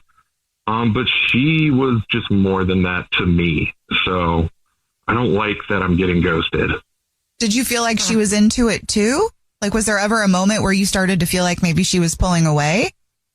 I mean, I don't think so. I thought we had a great night, and I think the fact that she hooked up with me, I mean, I was feeling like everything was going well. And maybe she thought you were only interested in a one-night stand. Maybe it just wasn't good. I'm sorry. First times are always awkward for people, so it's not a testament to your first times are ability. usually not that good. Right. I'm obviously hoping it's not that. Yeah. But, could it be? That's why no matter how long I'm with someone, I'm always like, let's pretend like it's our first time, so that if it's bad, I can be like, it was our first time. That's so not funny. Jubal logic. Yeah. What are you talking about? We were pretending to be it's our first time. That's why. Okay. All right, Josh, we'll see if we can figure it out for you. We'll play a song, come back, and then call her and see if she'll tell us why she's ghosting you and maybe get you another date, okay? All right. Thanks so much, guys. All right. We'll get your first date follow-up next. Right in the middle of the first date follow-up, and if you're just joining us, Josh is on the phone and he's getting ghosted by Meredith. We're about to call her and see if she'll tell us why she's ghosting him and maybe get him another date. But first, Josh, why don't you catch everybody up on your date with Meredith? Yeah, I mean, it was a great day. I met her at the club. We talked at the bar all night, and, we actually ended up hooking up. And I think that actually might be why she's ghosting me, is because we hooked up so quickly. But I had a great night, and it's been over a week, so I'm really hoping you guys can figure this out. Ready for us to call her? Yeah, I'm ready. Okay, here we go.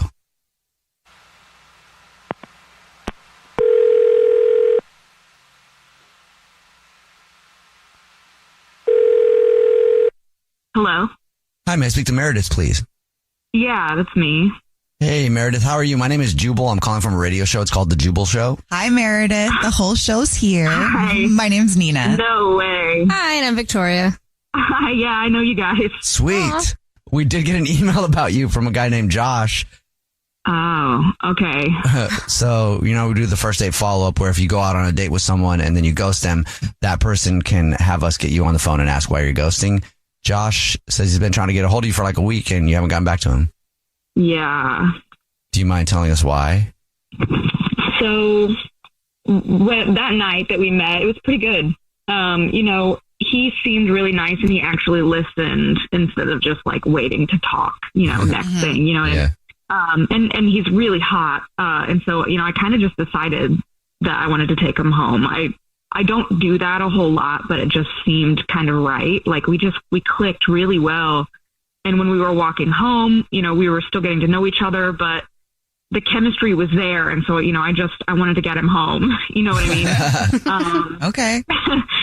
It was hot. And, when we got to my place, we kind of just got right to it, but as soon as my clothes were off, I was like, I want to take a quick shower because I was just dancing all night and I felt, gross. So I just, I wanted to shower first really quickly. He said that didn't matter and suggested I didn't shower because it's hotter, but, I wasn't comfortable with that. So Okay. I went and showered and after I got out, we got to it and it was great. Every second of it was great. Oh. But then, we talked for a bit after and I mentioned that I had to be up early the next day. And so I went to the bathroom really quickly before he left, while he was getting dressed, and then I let him out. And after he left, I was picking up around my place and I could not find my panties. I knew they should have been there because there was a whole thing. It was just a thing. It was a thing with him. And they should have been there because You think he took them? There was a lot of smelling involved. Oh. He smelled them? Yeah. In the moment it was hot, but I don't ever want to kink shame anyone. That's not the problem. The problem is that I know he took them and he didn't ask me. That is gross and weird and violating. But had he asked you, would you have been okay with it? Honestly, I probably would have. I may have been open to the idea, or maybe I would have said no. That's something that I feel like I'd have to go on in the moment, but that doesn't really matter because he didn't ask. So. Okay. Well, Thank you for being honest, Meredith. I appreciate that. But also Josh is on the phone listening and wants to talk to you. Oh, I forgot about that part for a second. Yeah. Josh, are you still there? Yeah. Hey, Meredith. Hi. Well, I didn't take them. And I definitely don't remember being that creepy and smelling you. So I don't know why you're saying that. Wow. I don't believe you. And it's kind of messed up if that's your thing. Like, you took my underwear without asking for permission. So I just don't know that I could trust you if we went on another date. I don't know what to tell you because I did not take your underwear, and I'm really sorry. I mean, I want a second date, but I didn't take them. I promise that you can trust me, and you know, if I ever wanted to do that, I would ask you. It's just a little weird to me that you seemed really interested in them earlier in the night, and then all of a sudden they were gone. Well, they've got to be somewhere in your house. I promise I didn't take them. I mean, they've got to be somewhere that you just haven't checked. I don't have them. I mean, I've looked everywhere I can imagine, and I think I know my house pretty well. Well, is there anyone at your house that could have taken them, or did anyone come over? I mean, I'm not accusing you of hooking up with someone, but I mean, could someone else have taken them? In the last week? No, I haven't had anyone else come over that would take my underwear. Do you have a pet? I don't have any pets. I grew up with dogs. I know that's something they do, but I don't have any pets right now. Okay. Josh, you promised you did not take her underwear. I promised I did not take her underwear. So if we sent the underwear police to your house, they wouldn't find anything? We have their number. No, I don't think the underwear police would find anything. Meredith, you can come over to my place right now. You can check the underwear I'm wearing. You can check every drawer, every cabinet. I promise you, I do not have them. I just want a second date. Meredith, would you like to go out with Josh again on another date? We'll pay for it. I really want to, Josh. I just don't know how you would prove to me that you didn't take them. Well, can I just buy you some new ones? Girl, you got to say yes. You get free panties out of this. We'll pay for it and free underwear. Ooh. Yeah. Okay. Oh. Yeah. We'll give it another try and just, don't take any of my other underwear. Josh with the new underwear for the win. Do you agree to keep your greedy mitts off of her underwear? Oh my God, I definitely agree. I'm just so excited. Thank you, Meredith. Yep. Congratulations, Josh. You got another date. Jubal's first date follow-up. 60 seconds away from your shot at a free trip to Jamaica, but first it's Nina's What's Trending. Something else you might be interested in, actually, though, Jubal, because you are a bit of a meathead. Mm-hmm. Hershey's is now making protein powders. What? They've expanded, and they've partnered with a supplement brand called C4. They're supposed to have Reese's peanut butter cup flavored and Hershey's chocolate flavored protein powders. And that's not all. They're also going to have a pre-workout powder that tastes like Bubble Yum bubblegum. And then they're going to have C4 energy drinks that taste just like Jolly Ranchers. Okay. Yum. So candy sales are down 17%, and they're trying to diversify and capitalize on people that are not super familiar with protein powder, but like candy. Yeah. So they're like, well, if it has Hershey's on it, then I'm going to like it. I'm good with it. C4 is a good pre-workout. I don't know what they put in it, though, man. That stuff gets you hyped. I don't know if it's good for you or not, but... Well, now you can get a Jolly Rancher flavor and see what happens. So, meatheads unite. Actually, I'm kind of into that idea, too. But. I mean, I would become a meathead for Jolly Ranchers. Okay, see? Then their plan is working. I don't know if you guys have heard about JT pleading guilty for his DUI, Justin Timberlake. Oh. Did you hear about this? So he pleaded guilty last week in Sag Harbor at a courthouse for driving impaired.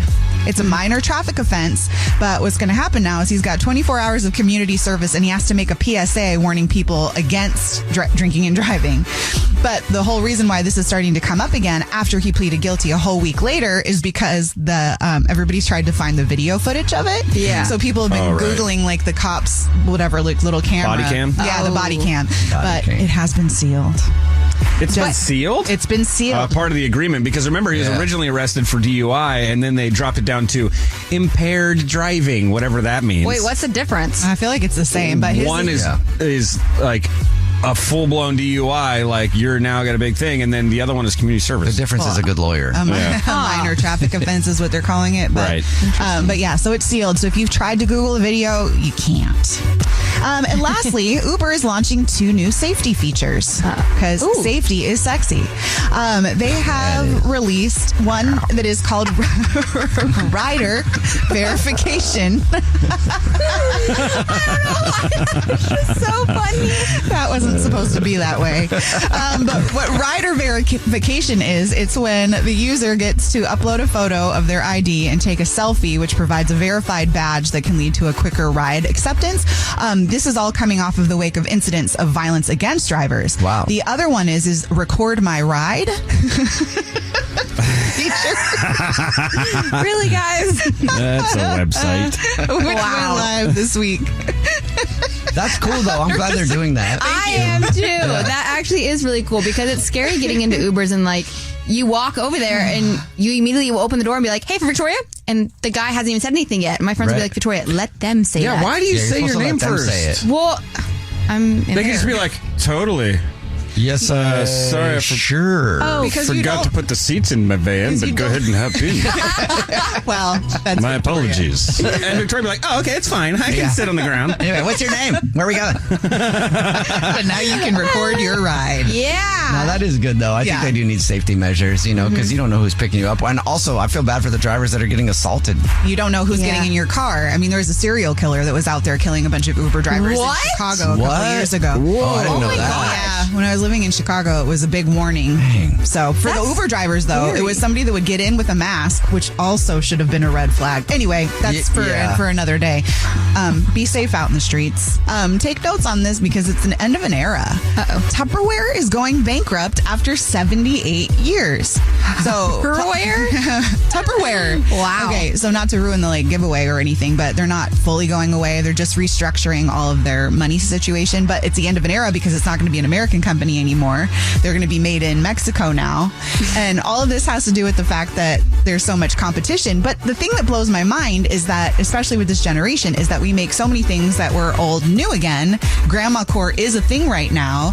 Tupperware is very in line with that whole vibe. And also, when you go to your friend's house and they cook you dinner, how do you take it to go? You just get different kind of to-go containers. I feel like I've seen a lot of glass containers on TikTok. Yeah, people are trying to get away from plastic. Right. I think. Yeah. Tupperware also has I thought Tupperware was specifically. Oh, well, it's the OG. I just feel like I thought they had the glass ones too. But I mean, it is absolutely the originator, but that's what progress looks like. You know? I just put the food in my pockets and walk out the door. That's 100% valid. I do that at buffets, but I stick it in my purse. I have a serious issue with buffets. I try to limit it only to Las Vegas, but I love buffets. I go crazy and make myself sick every time, but I get excited. And if it has crab legs, I can never eat enough while I'm sitting there, so I take them, I wrap them up, and are you saying in your purse? You put crab legs in your purse? I do. Yes, I do, because I'm going to want it later. I can't. Once I start eating crab legs, I cannot stop. You have to physically take it away from me. It doesn't say all you can eat while here. Exactly. That's why it's like I can only limit myself to buffets in Vegas. I know they're kind of gross, but they're so awesome at the same time. I just got really excited. I love buffets. Not much better than a pair of purse crab legs. Yep. Oh. And their rolls. Purse rolls. Purse crab legs. Yeah. What else you got in there? Yeah. It's like purse short rib. I did that at Red Lobster too because they have the best rolls. Anyways. Pretty sure I got some purse froyo in here, some soft serve from that. I have down to the bottom of the purse for that. Purse ranch. I did steal a small cup. I have a really unhealthy relationship with food. literally, I was going to ask. Because it just feels like it's right, doesn't it? It's because we were making a list like Bubba Gump Shrimp Company. Purse shrimp. A couple kernels of purse rice. That's hard to put in your bag. Yeah, that would be hard. The purse shrimp and the purse crab legs are a real thing. Wow. To bring vintage Tupperware to your buffet. Make it look like a purse. Tums does that. All of these other fast... Okay, this is going off the rails. So U.S. passports can now be renewed online. Finally, that's cool. Wait, can you not do that beforehand? No. No. So this is news that will make a lot of us very happy. So the State Department took a major step because they had a beta version of this come out in June of last year. Cool, they joined the internet. Yes. So now it works so well that the State Department has launched a public beta, or the public version that's now available 24/7. So all you have to do is just go online, upload a passport photo, pay your fees, renew, and do your thing, and it's over. And they'll That's send it. great. I don't know why our government, it takes 6 to 8 who weeks. runs this country, cannot figure out how to put together a good website to save their life. It's crazy to me. It was only 2023 when the IRS released a website that you could do your taxes online. And even then, it was only one part of all your taxes. Seriously? And the website itself looks like something that was made back when they were first starting the internet. Do you think that they had some kind of reason for that, though? Because they're such official papers that if they need to be like in hand. No, they say it's security, but at the end of the day, they're just dumb. It's because nothing ever happens with our government, really. Like, they'll want to update a web page, and then some reason it'll go to Congress, and they'll have to have all these conversations about it. Yeah, it's designed by committee, but I will say I think there is one valid reason. They're not going to pay anybody that much money. That's because true, it's the government, and usually developers who make ridiculously good websites are making $250, $300 a year. Yeah. So you get they can only do with the guy that's cool with building websites for $70 a year. Right. You know? It's the government. You should have all of that money if that's your responsibility. They don't pay people, though. So all the people that want to make money with building websites go to places where they can get paid, and then they have some dude that's still got, like, I heard of this blog spot. You can do blogspot.gov or something. Like, you came to the right place. Are we Southern again? Yeah. And that's what's trending. Brought to you by Muckle Sheep Bingo in Auburn, your home for Mishingo. And now's your chance at a free trip to Jamaica. The Jubal Show's free trip to Jamaica, an all-inclusive trip to paradise with Playa Hotels and Resorts. Enter for your very own 4-day, 3-night all-inclusive stay in Jamaica with an $800 voucher toward airfare. Go to thejubalshow.com and enter the word vacation right now at thejubalshow.com, and you could be on your way to Jamaica. Hey, it's Will Friedle. And Sabrina Bryan. And we're the hosts of the new podcast, Magical Rewind. You may know us from some of your favorite childhood TV movies like My Date with the President's Daughter and the Cheetah Girls movies. Together, we're sitting down to watch all the movies you grew up with and chat with some of your favorite stars and crew that made these iconic movies happen. So kick back, grab your popcorn, and join us. Listen to Magical Rewind on the iHeartRadio app, Apple Podcasts, or wherever you get your podcasts. Brought to you by State Farm. Like a good neighbor, State Farm is there.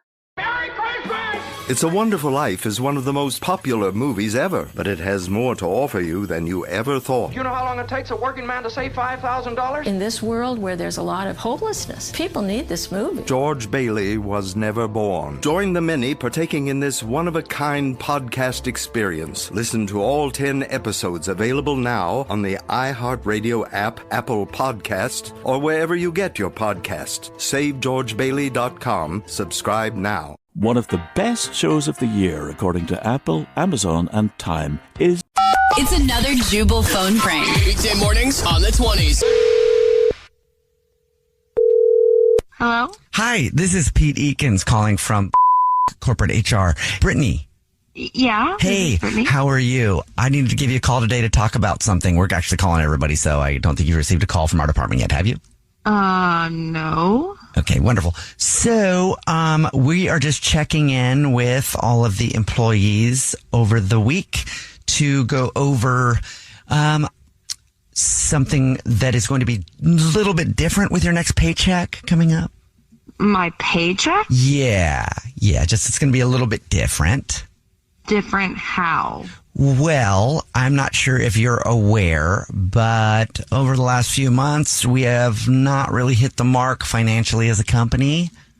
I'm not aware. Okay. No. Yeah. So, yeah, we have kind of missed some things with our budgets, and so we need to make up for that.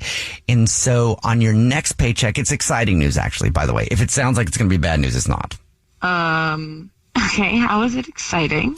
Because your next paycheck is going to actually come in half cash and the rest in gift cards. That's how we're going to be making up the money there. Gift cards? Yes, so you're kidding. Your normal pay, it'll just be half in actual currency, and then we'll make up the rest with gift cards. And we've got some great gift cards. There's Amazon, Target. No. A couple of Netflix ones. So, and really, you're telling me I'm actually only going to get half of my paycheck. No. And then I'm going to get some random gift cards that I don't want. You're going to be getting the full paycheck. You're going to get all your pay. I'm planning a wedding, and I cannot pay for my wedding with gift cards. This is completely outrageous. Okay.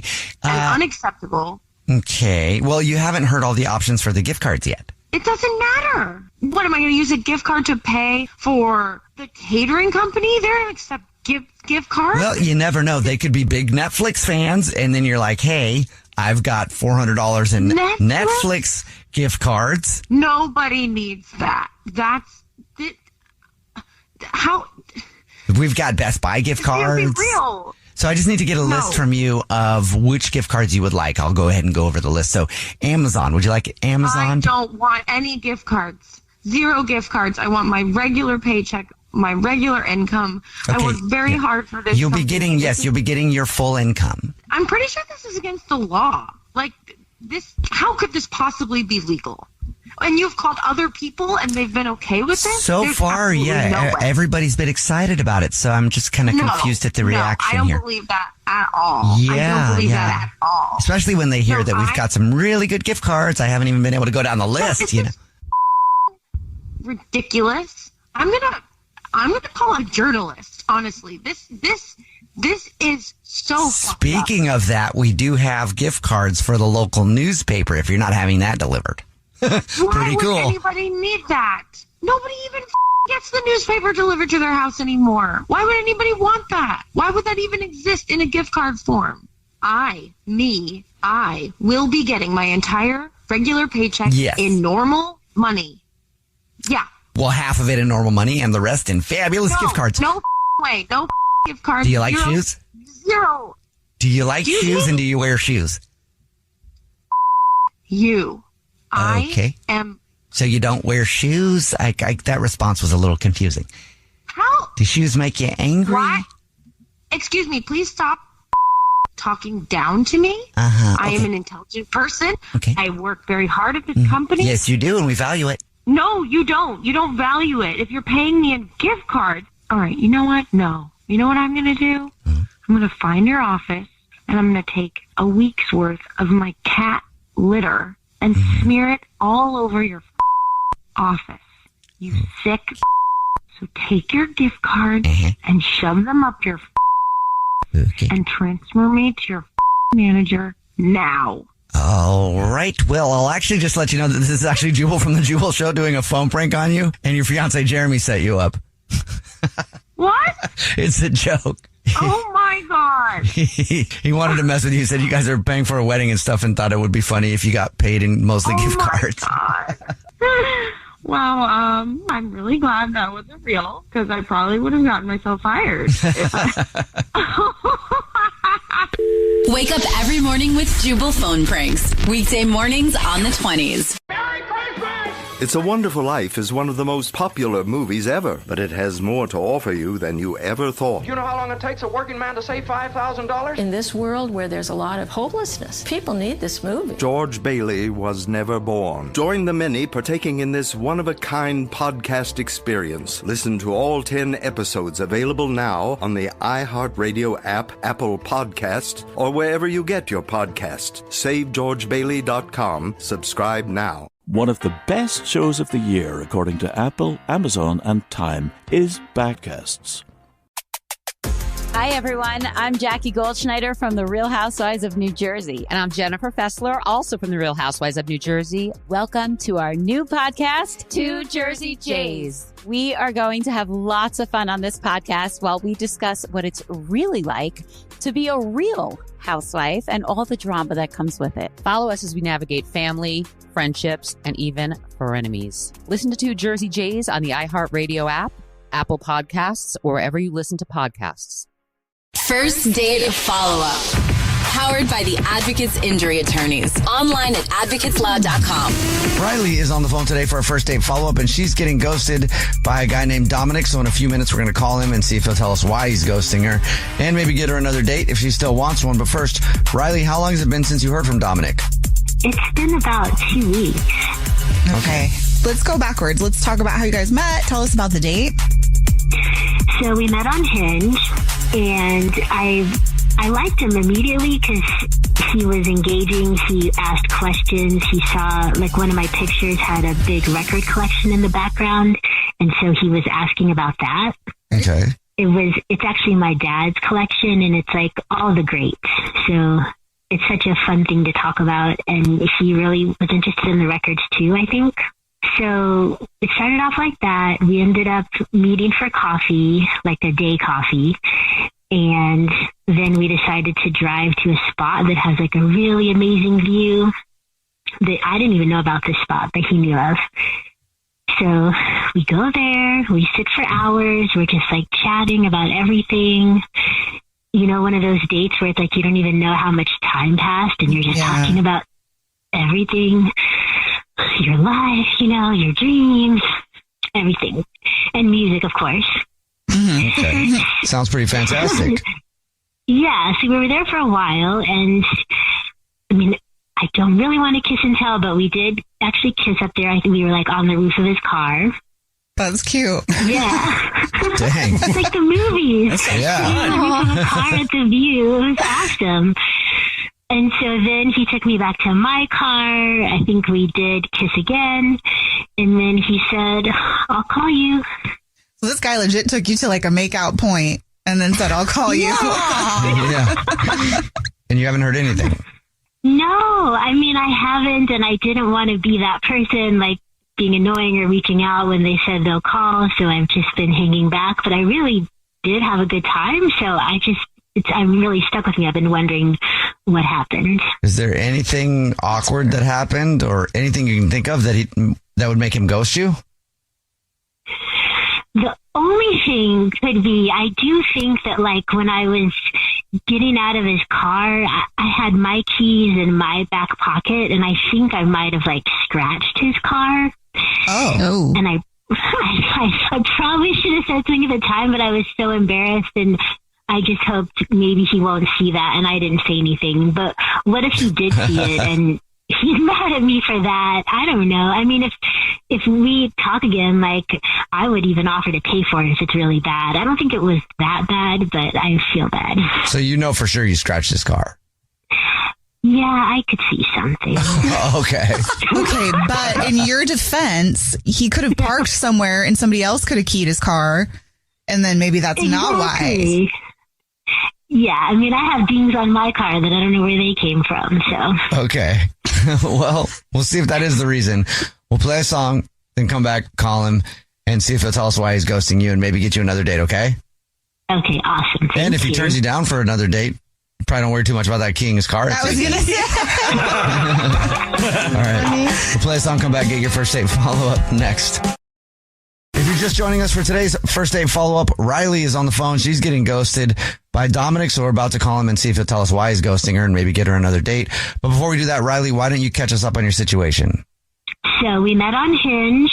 We talked a ton about music and my dad's record collection. We met up for coffee. We drove out to a viewpoint after that and just had really nice conversation, exchanged a couple of kisses, and he said he would call me, and it's been like 2 weeks. Okay. And you think you might have keyed his car. Well, you know you keyed his car. But on accident. Keyed his car. That's excessive. Accidentally scratched. Okay. So you accidentally scratched his car with your keys, and you were hoping that he didn't see that and know it was you, and then is mad at you and not calling you because of that. Correct. All right. Well, are you ready for us to call him? I'm ready. Okay. Here we go.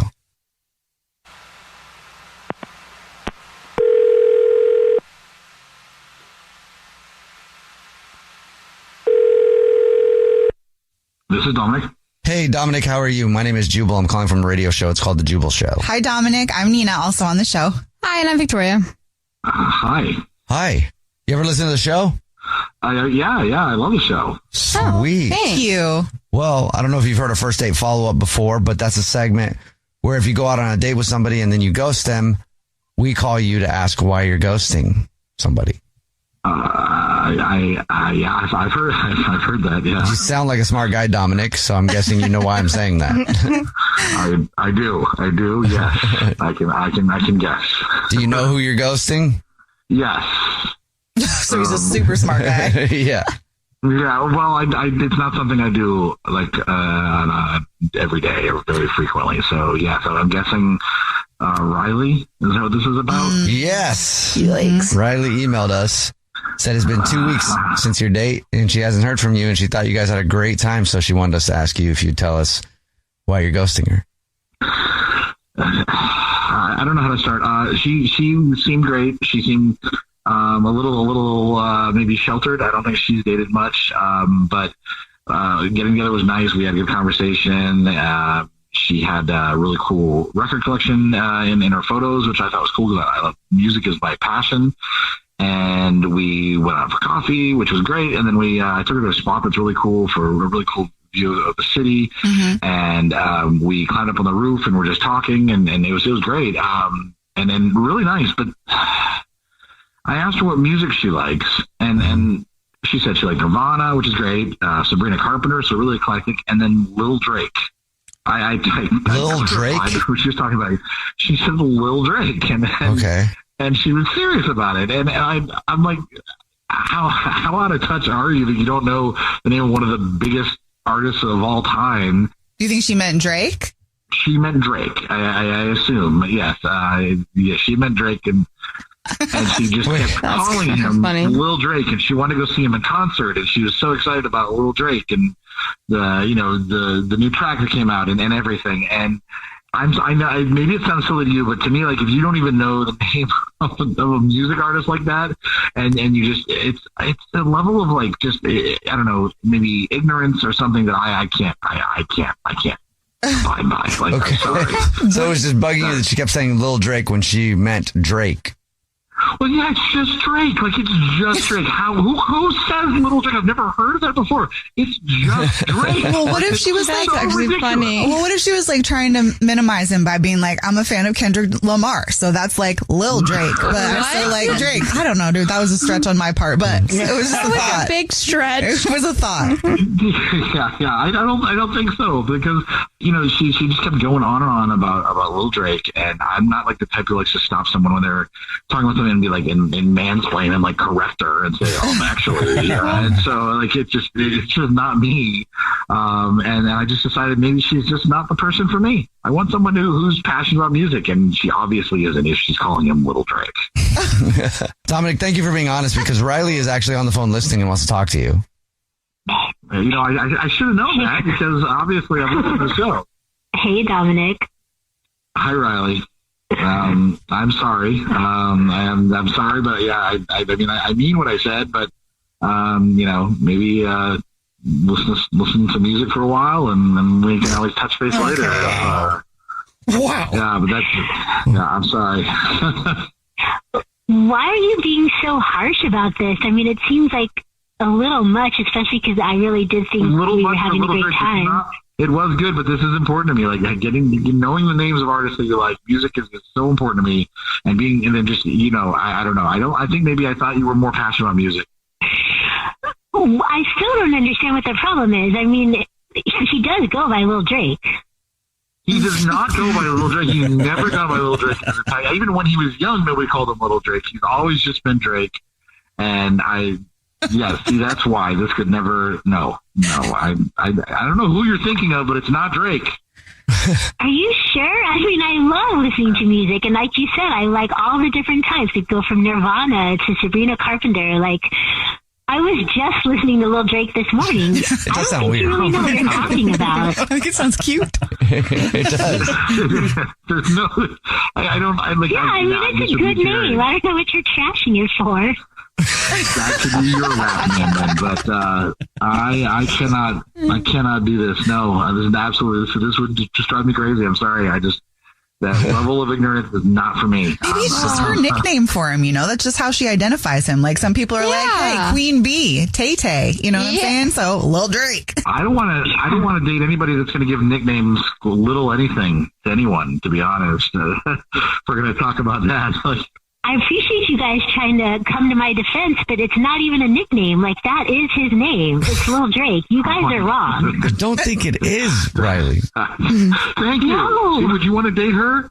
I just don't understand how, no, I mean, I can't, I'm not, it's not my job to educate you on this level of ignorance. I can't take this. This is so But I don't appreciate you calling me, ignorant or sheltered, whatever. This I'm just saying the fact here. Of the word ignorant.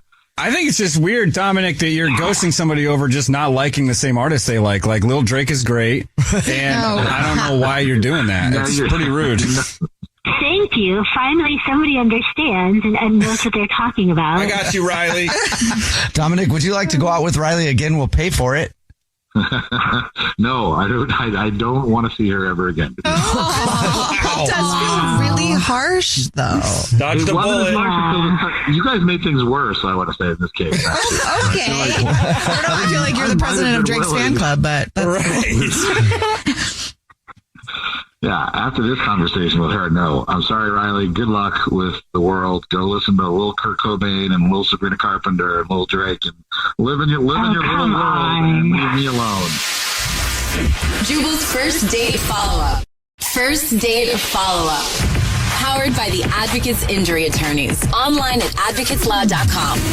Josh is on the phone today for a first date follow-up, and he's getting ghosted by a woman named Meredith that he recently went on a date with. We're going to call her pretty soon and see if she'll tell us why she's ghosting him. But first, Josh, how long has it been since you heard from Meredith? Yeah, it's been about a week. Oh, yeah, that's usually a sign. So how did you meet Meredith? Can you tell us about the date? Yeah, we met at a club. She was with her friends, and I saw her coming off the dance floor, and I just knew I wanted to talk to her. Yeah, she was just, she was absolutely gorgeous. And, she was with some of her friends. I was with some of my friends, and we ended up just sitting at the bar and talking all night. It was great. Oh, that's cool. Okay. So was that the date? No, I mean, we actually, we were, my friends left and we were leaving the club, and she said she lived close by. So, I went home with her and we had a super great night. Oh, so that part was the date. So did you guys hook up? What? I don't know. What base did you get to? The way you said that, it was funny. Yeah, I mean, we did. We were kissing and it just happened, and it was just a great night. Okay. You obviously don't want to spill too many of the deets. Which is respectable. But could that have been all she was looking for? Just a quick hookup? I mean, I hope not. I thought we had a really good connection. I mean, she was, obviously gorgeous, model hot. And I just thought we had a great conversation. And, she was one of those people that kind of knows everything about everything. And that just, kind of turned me on even more. Okay. So, yeah. All right. So why do you think she might be ghosting you then? Honestly, I think it might be because we slept together so quickly, and maybe she did just want a one night stand and that was it. I've had a few of those and they are what they are. But she was just more than that to me. So I don't like that I'm getting ghosted. Did you feel like she was into it too? Was there ever a moment where you started to feel like maybe she was pulling away? I mean, I don't think so. I thought we had a great night, and I think the fact that she hooked up with me, I mean, I was feeling like everything was going well. And maybe she thought you were only interested in a one night stand. Maybe it just wasn't good. I'm sorry. First times are always awkward for people, so it's not a testament to your first ability. times are usually not that good. Right. I'm obviously hoping it's not that. Yeah. Right. Could it be? That's why no matter how long I'm with someone, I'm always like, let's pretend like it's our first time. So that if it's bad, I can be like, it was our first time. That's so not funny. Jubal logic. Yeah. What are you talking about? We were pretending to be it's our first time. That's why. Okay.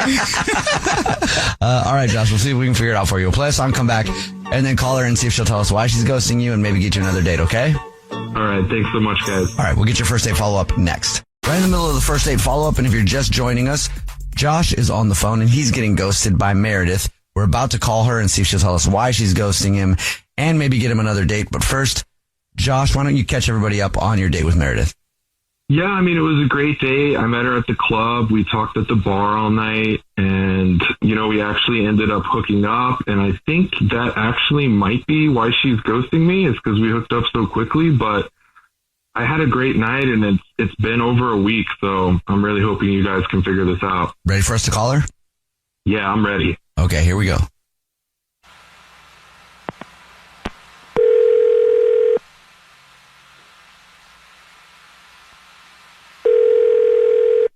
Hello? Hi, may I speak to Meredith, please? Yeah, that's me. Hey, Meredith, how are you? My name is Jubal. I'm calling from a radio show. It's called The Jubal Show. Hi, Meredith. The whole show's here. Hi. My name's Nina. No way. Hi, and I'm Victoria. Hi, yeah, I know you guys. Sweet. Aww. We did get an email about you from a guy named Josh. Oh, okay. So, we do the first date follow-up where if you go out on a date with someone and then you ghost them, that person can have us get you on the phone and ask why you're ghosting. Josh says he's been trying to get a hold of you for like a week and you haven't gotten back to him. Yeah. Do you mind telling us why? So that night that we met, it was pretty good. He seemed really nice and he actually listened instead of just like waiting to talk, next thing, Yeah. And he's really hot. And so, I kind of just decided that I wanted to take him home. I don't do that a whole lot, but it just seemed kind of right. Like we clicked really well. And when we were walking home, we were still getting to know each other, but the chemistry was there. And so, I wanted to get him home. You know what I mean? Okay. It was hot. And, when we got to my place, we kind of just got right to it, but as soon as my clothes were off, I was like, I want to take a quick shower because I was just dancing all night and I felt, gross. So I just, I wanted to shower first really quickly. He said that didn't matter and suggested I didn't shower because it's hotter, but, I wasn't comfortable with that. So okay. I went and showered and after I got out, we got to it and it was great. Every second of it was great. Oh. But then, we talked for a bit after and I mentioned that I had to be up early the next day. And so I went to the bathroom really quickly before he left, while he was getting dressed, and then I let him out. And after he left, I was picking up around my place and I could not find my panties. I knew they should have been there because there was a whole thing. It was just a thing. It was a thing with him. And they should have been there because it was. Do you think he took them? There was a lot of smelling involved. Oh. He smelled them? Yeah. In the moment it was hot, but I don't ever want to kink shame anyone. That's not the problem. The problem is that I know he took them and he didn't ask me. That is gross and weird and violating. But had he asked you, would you have been okay with it? Honestly, I probably would have. I may have been open to the idea, or maybe I would have said no. That's something that I feel like I'd have to go on in the moment, but that doesn't really matter because he didn't ask, so. Okay. Well, Thank you for being honest, Meredith. I appreciate that. But also Josh is on the phone listening and wants to talk to you. Oh, I forgot about that part for a second. Yeah. Josh, you still there? Yeah. Hey, Meredith. Hi. Well, I didn't take them, and I definitely don't remember being that creepy and smelling you. So I don't know why you're saying that. Wow. I don't believe you. And it's kind of messed up if that's your thing. Like, you took my underwear without asking for permission. So I just don't know that I could trust you if we went on another date. I don't know what to tell you because I did not take your underwear, and I'm really sorry. I mean, I want a second date, but I didn't take them. I promise that you can trust me, and if I ever wanted to do that, I would ask you. It's just a little weird to me that you seemed really interested in them earlier in the night, and then all of a sudden they were gone. Well, they've got to be somewhere in your house. I promise I didn't take them. I mean, they've got to be somewhere that you just haven't checked. I don't have them. I mean, I've looked everywhere I can imagine, and I think I know my house pretty well. Well, is there anyone at your house that could have taken them, or did anyone come over? I mean, I'm not accusing you of hooking up with someone, but I mean, could someone else have taken them? In the last week, no, I haven't had anyone else come over that would take my underwear. Do you have a pet? I don't have any pets. I grew up with dogs. I know that's something they do, but I don't have any pets right now. Okay. Josh, you promised you did not take her underwear. I promised I did not take her underwear. So if we sent the underwear police to your house, they wouldn't find anything? We have their number. No, I don't think the underwear police would find anything. Meredith, you can come over to my place right now. You can check the underwear I'm wearing. You can check every drawer, every cabinet. I promise you, I do not have them. I just want a second date. Meredith, would you like to go out with Josh again on another date? We'll pay for it. I really want to, Josh. I just don't know how you would prove to me that you didn't take them. Well, can I just buy you some new ones? Girl, you got to say yes. You get free panties out of this. We'll pay for it and free underwear. Ooh. Yeah. Okay. Oh. Yeah. We'll give it another try and just, don't take any of my other underwear. Josh with the new underwear for the win. Do you agree to keep your greedy mitts off of her underwear? Oh my God, I definitely agree. I'm just so excited. Thank you, Meredith. Yep. Congratulations, Josh. You got another date. Jubal's first date follow-up. I'm stupid. You're smart. No, I'm not. I was wrong. You were right. You're the best. I'm the worst. You're really not. You're very good looking. I'm not attractive. I'm kidding. All right. Wrong. As long as you're willing to admit It's almost time for America's favorite trivia game, You versus Victoria. Your chance to take on our own Victoria Ramirez in a summer schooling game of trivia for all the trivia glory. Wow. Also, speaking of sitting in a classroom being annoyed that you didn't study harder action, don't get caught in last year's I can't believe my parents made me do this fashion. Macy's has got you covered, literally, with a $100 gift card to Macy's, because not only are they here to hook you up for You versus Victoria, they're also here to help you embrace all of your summer moments. Just go to Macy's.com/summer hits or shop in store, and call us if you want to play You versus Victoria. 888-343-1061, 888-343-1061. You can also DM us at The Jubal Show or go to thejubalshow.com. And now let's get Victoria all warmed up and ready to go. Okay. Like any good athlete. Yeah. Stretch out that brain. Word association, Victoria. First word that comes to mind when I say toad. Frog. Norbert. Was he someone on iCarly? I don't know. What? Touchy. I don't know. I just pictures, but I don't. Did you say I've seen pictures? Yeah. What? I don't know what that means, but okay. What do you mean? What You versus Victoria is coming up next. It's the Jubal Show. You know what's weird about your quizzes, Katie, is that all the work is right and just the answers are wrong. I know that having a boyfriend may seem like the most important thing in the world right now, but you don't have to dumb yourself down to get guys to like you. It's time for America's favorite trivia game, You versus Victoria. Your chance to take on our own Victoria Ramirez in a game of trivia for a $100 Macy's gift card. And let's meet today's contestant for You versus Victoria, Mia. What's up, Mia? Hi. How are you? Not much. I'm good. Not to be a trivia queen. I'm not going to win. Hey, Mia, we're going to start this off with a question right now. Do you know when the Jubal Show auction is coming up? No. That's Nina okay. will tell you. I will tell you. The very first back to school auction is August 6th. It's going to be live online at hits1061seattle.com. What it's doing is benefiting the Boys and Girls Club of the South Puget Sound.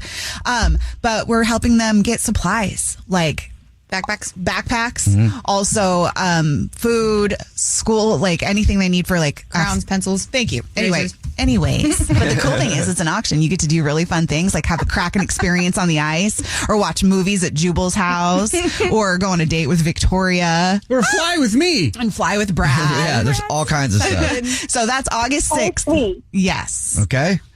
All right. And Mia, hey, have you heard my new single that comes out tomorrow? Of course. Yeah, comes out tomorrow. It's called Walk Away. Here's a clip of it.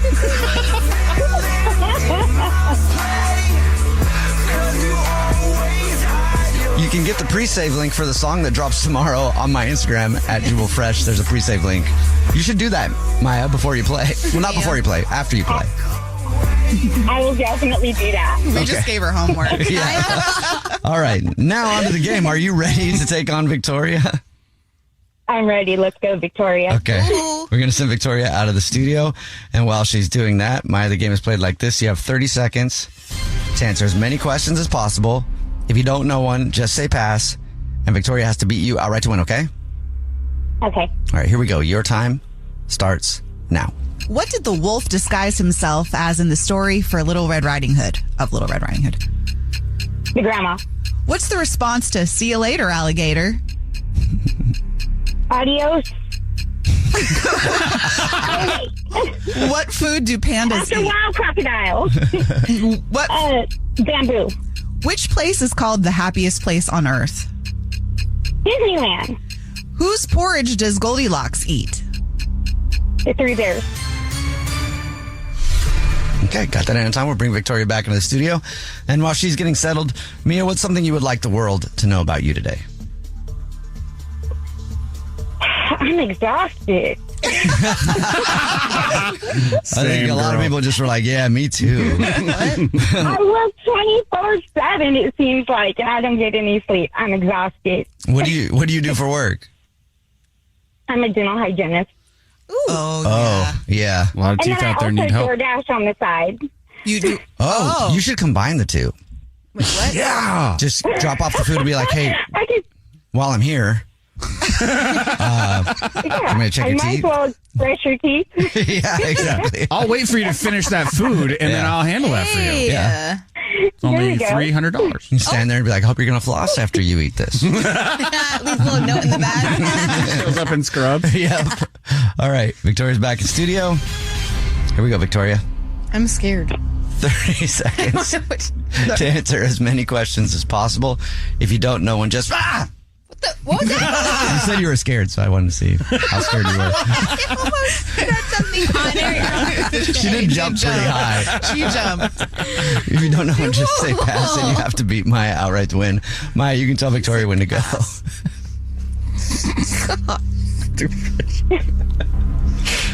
Maya, you can tell Victoria when to go. Sorry, what? You can tell Victoria when to go. Go. What did the wolf disguise himself as in the story of Little Red Riding Hood? Grandma. What's the response to "See you later, alligator"? After a while, crocodile. What food do pandas eat? What is this? Oh, trees. Which place is called... Wait, bamboo. Whatever. Which place is called the happiest place on earth? My bed. Who's North Pole. You know, Pole. Sorry. Whose porridge does Goldilocks eat? The witch. Who do what do the initials? Okay, I know. I started that. Yeah. What do the initials SUV stand for in the automotive world? Oh. I was gonna guess Special Victims Unit. Not SVU. UV. Specialized, underrated. What's what? A V? Yeah. Vehicle. Specialized, underrated vehicle. Got it. That in, not on time at all. And it's also wrong, so whatever. But let's get the score with producer Brad. Victoria got 3 correct. Oh, did I lose? Mia got 5 correct. Oh, Wait, what? How'd you know all those? Even being exhausted, you got 5 correct, and you beat Victoria. You also got a $100 gift card to Macy's. Congratulations. Thank you. Thank you for playing. Let's get the answers with Better Nina. luck next time, Victoria. Aw, thanks. You sound so sweet. The wolf was disguised as a grandmother in Little Red Riding Hood. See you later, alligators, followed by after wild crocodile. Pandas eat bamboo. I said that. The happiest place on earth is Disneyland. What? Goldilocks eats the Three Bears' porridge. And then a sports utility vehicle is an SUV. That's what I was getting Goldilocks confused with the 2 kids who go to the woods. Hansel and Gretel? Yeah. Yeah, I can see how you could do that. Both have G's, I guess. Yeah, and then there's Jack and Jill going up the hill. Ah, darn it. Stinking pale. And there's Pete and Pete. So who's the person who leaves crumbs everywhere? Yeah. Pete and Pete. It's a show on Nickelodeon. I was thinking of like Dora, George the Jungle. And Jack with his beanstalk, which is different than the Jack with the right. Jill sister. I'm glad Wait, we all know seriously? our things. I bet you anything it's like Disney and they all connect. Oh, Probably. yeah. Someone needs to make that little video for me. Or anyone. All I can think now is I'm the map, I'm the map, I'm the map, I'm the map, I'm the map, I'm the map. You're the what? I'm the map. What is that from? Dora the Explorer. Dora the Explorer. Yeah. Sorry. I'm Dora! Why are you saying it like that? She screams everything. Yeah, but she says it like in a nice, like... I'm Dora! Yeah, that was pretty good. Hey, map, you're dumb. Okay. Maybe say that before. Your phone break happens every single hour. I hate you, stupid map. She's so rude to the map all the time. I just learned a lot. Hey, Boots, let's beat up the map. I don't know why she's a bully. Yeah. Bryn is on the phone today, and Bryn has been with her boyfriend, Gerard, for a year and a half. They're currently on a break, but she does think that he might be cheating. Oof. Hey, Bryn, before we get into your reasons why and everything else, do you think it's going on now while you're in a break or happened before the break? I think it's going on during our break. I'm just starting to get a really weird feeling about things. If you're on a break, is it cheating, though, or is it okay? Is this friends again? I mean, ideally, the goal for the break is so that we can get back together after, right? I mean, I'd still feel some kind of way even if we were on a break. So, does that bleed into the new side of the relationship or was it before? There's just all kinds of questions, I would imagine. Well, we did talk about it and we decided that we're not going to see other people during our break. Okay, so why do you think he's cheating? I don't know why he would be cheating. I feel like we had a really great relationship and we were totally on this mutual terms about this. But I see his interactions with other people on social media, like he's posting all these photos. And then there's just one girl that's in like every single photo he posts on his socials. And I saw her name was Michaela. And then like I clicked on her profile and I noticed that, like you can just, how you can just scroll through someone's photos like continuously. Mm-hmm. I noticed that his name is always in the list of people that like the photos. And this is like this is like 30 photos. So if she wasn't liking his, I'd be like, okay, that's thirsty, but they're both doing that.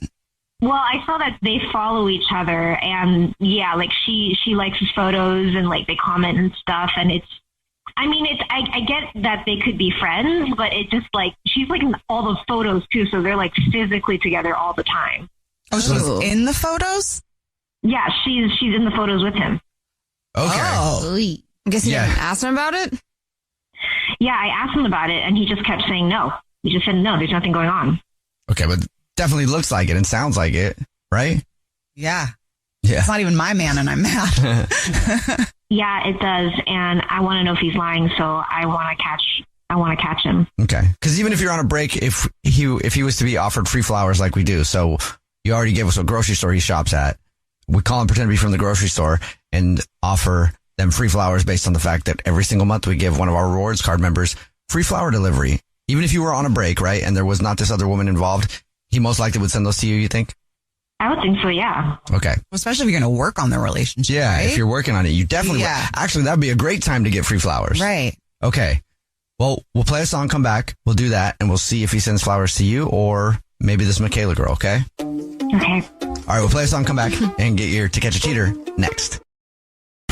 It's time to catch a cheater. Only on the Jubal Show. Right in the middle of To Catch a Cheater, if you're just joining us, Bryn is on the phone, and she thinks that her boyfriend of a year and a half named Gerard might be cheating on her. They are on a break, but they communicated that they're not going to mess around. But before we call him and try to see if he is cheating, Bryn, why do you think that he might be seeing someone else? Yeah, I keep seeing this girl in his social media photos and she's in the photos with him and they like each other and they follow each other. And I asked him, hey, is there anything going on with her? And he just said no. So I want to find out if he's lying to me or not. We're about to call him and pretend to be from the grocery store that he is a rewards card member at and offer him free flowers and see if he sends those to you or to somebody else. And like we pointed out before, this is a great opportunity if you are on a break and you're trying to work on things to send you flowers, Brandon, not somebody else, okay? Yeah. All right, here we go. I'm going to call him.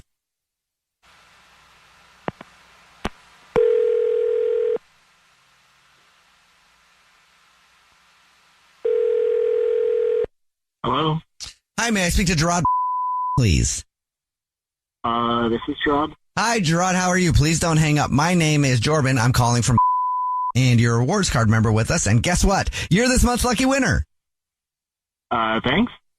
You might not know, every single month, we choose one rewards card member at random who gets free flowers delivered from our floral department. You've just won 36 long stem red roses, a card, and a box of candy to be delivered to anybody you want in the United States, absolutely free. Wow. Congratulations. Okay. Thanks.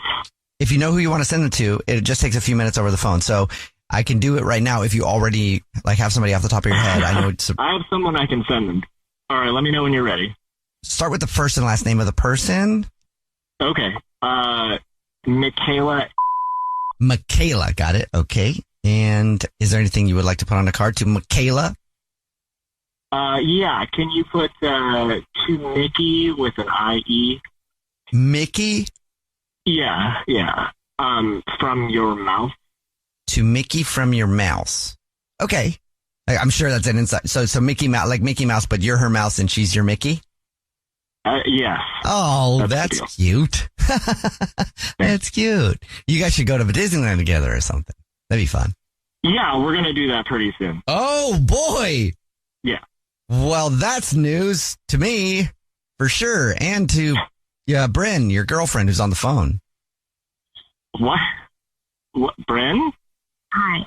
Yeah, Gerard, this is actually the Jubal Show. It's a radio show. My name's Jubal. Hi, I'm Nina. Hey, and I'm Victoria. And we do a segment on the show where if somebody thinks their significant other is cheating, we try to catch them with free flowers like that. And Bryn, take it away. What? Hey, Gerard. So I honestly just wanted to get a clear answer about you and where you were, and I guess it's pretty obvious what you want with that relationship. Why are you doing this? You want a clear answer? I thought we were on a break and that meant we could see other people, so I don't know what the big deal is. No, we agreed that we're not going to see other people. Well, I think that's what you agreed to. No, we had a conversation about it and we both agreed on this. I mean, that's not what I remember, but okay. Look, what do you want? What do you want? Well, I want what we had, but I want it better. I want it after we've both worked on ourselves. Yeah, but what we have is just like all consuming, you know? It's too much. It's too heavy. I just want something light.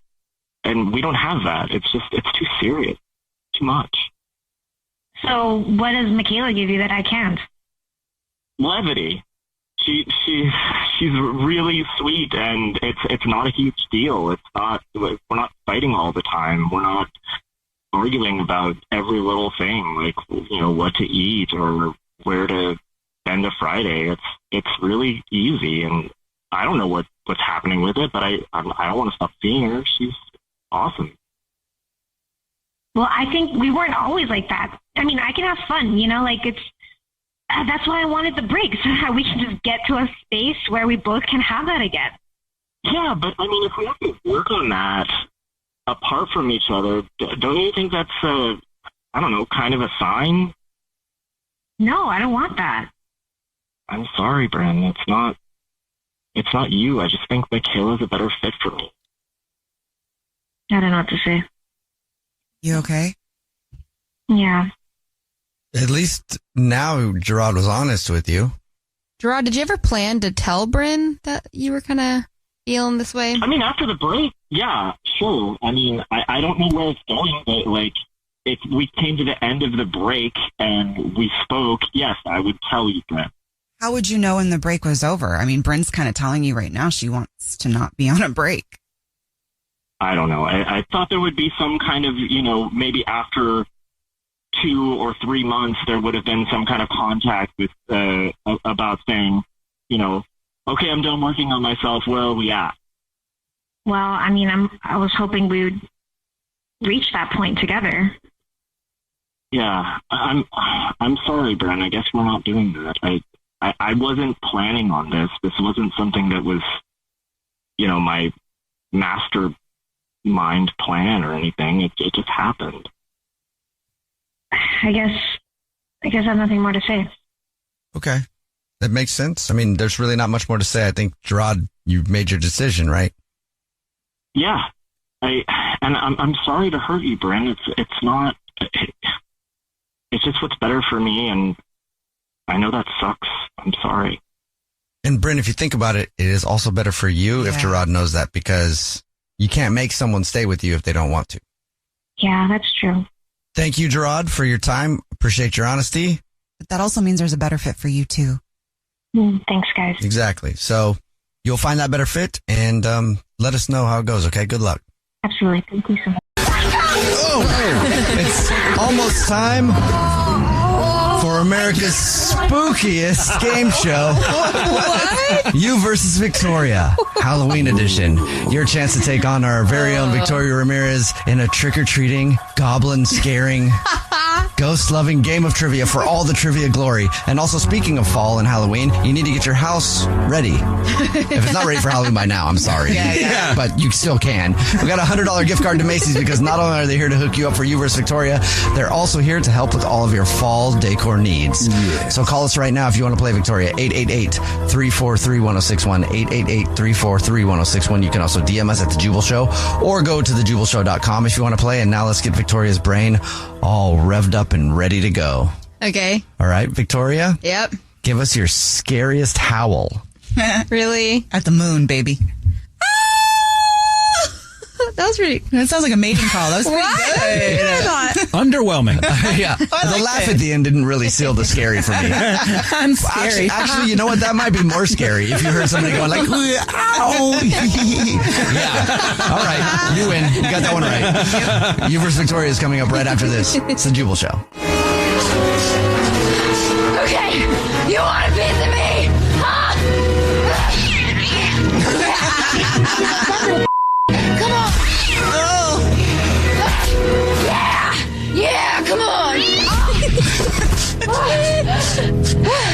that all you got? Huh? Come on, give me your best shot.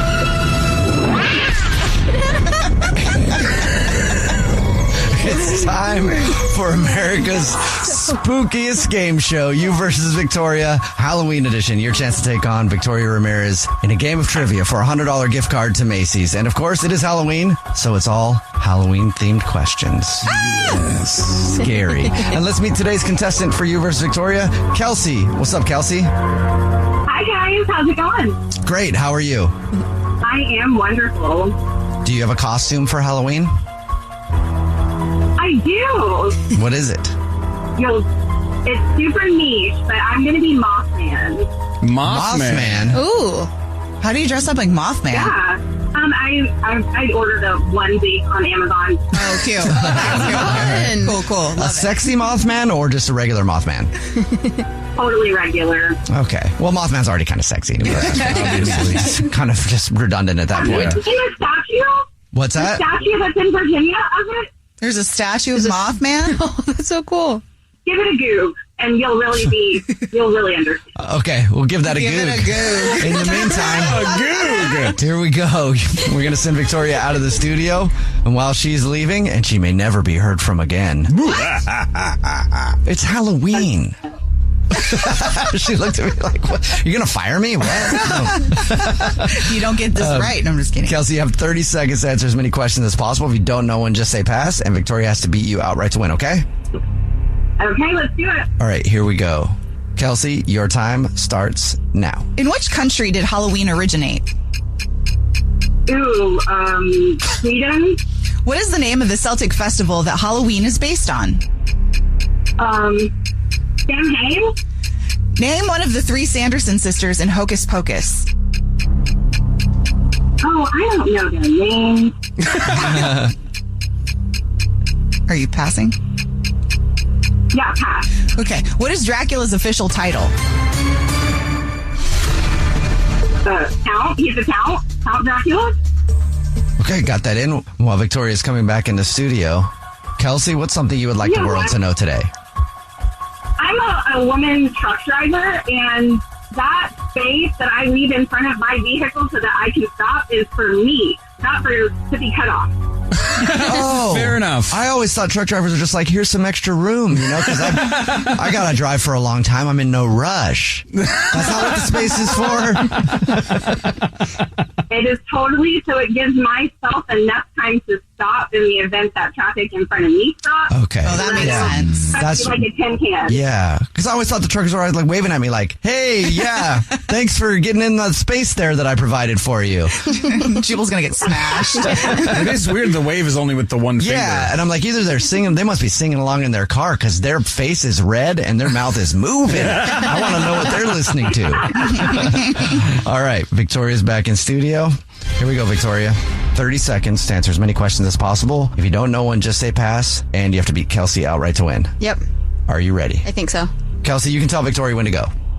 On your mark, get set, go. In which country did Halloween originate? Oh, Germany. What is the name of the Celtic festival that Halloween is based on? Huh? Celtics? Wait, what? I don't know. Pass. Name one of the 3 Sanderson sisters in Hocus Pocus. Who? Gina?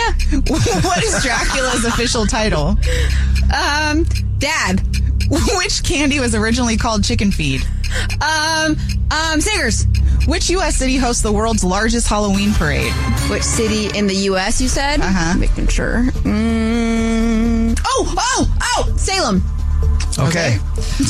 That was a very spooky edition of You vs. Victoria. Let's find out how you guys did now and send it over to the scoreboard with our scoreboard producer, Brad. Victoria got 1. Oh! Out of like 19 that you answered. Kelsey got 2. She did. Oh, Kelsey, congratulations. You did it. You beat Victoria. You got a $100 gift card to Macy's. Why you look so confused, Nina? Because I don't feel like you got any right, but we'll go over it and see where we're at. All right, yeah, let's get the answers now with Nina. I also got caught up on Daddy Dracula, so. Woo. He's a dad, too. Oh, wait, yeah, no, Victoria got 0 correct. Right, thank My you. apologies. Oh. Why you gotta do that? Guess what? Why? Kelsey, you won even bigger than you thought. Congratulations. All right, let's get the answers now with Nina. Okay, Halloween originated in Ireland. Dang it, I was close. The name of the Celtic festival that Halloween is based on, actually, I think Kelsey got right. She just pronounced it wrong. Yeah, she said Samhain, but it's Samhain. Oh, that is how they say it, huh? So It looks like Samhain. It looks like Samhain, but it's Samhain. So anyway, okay.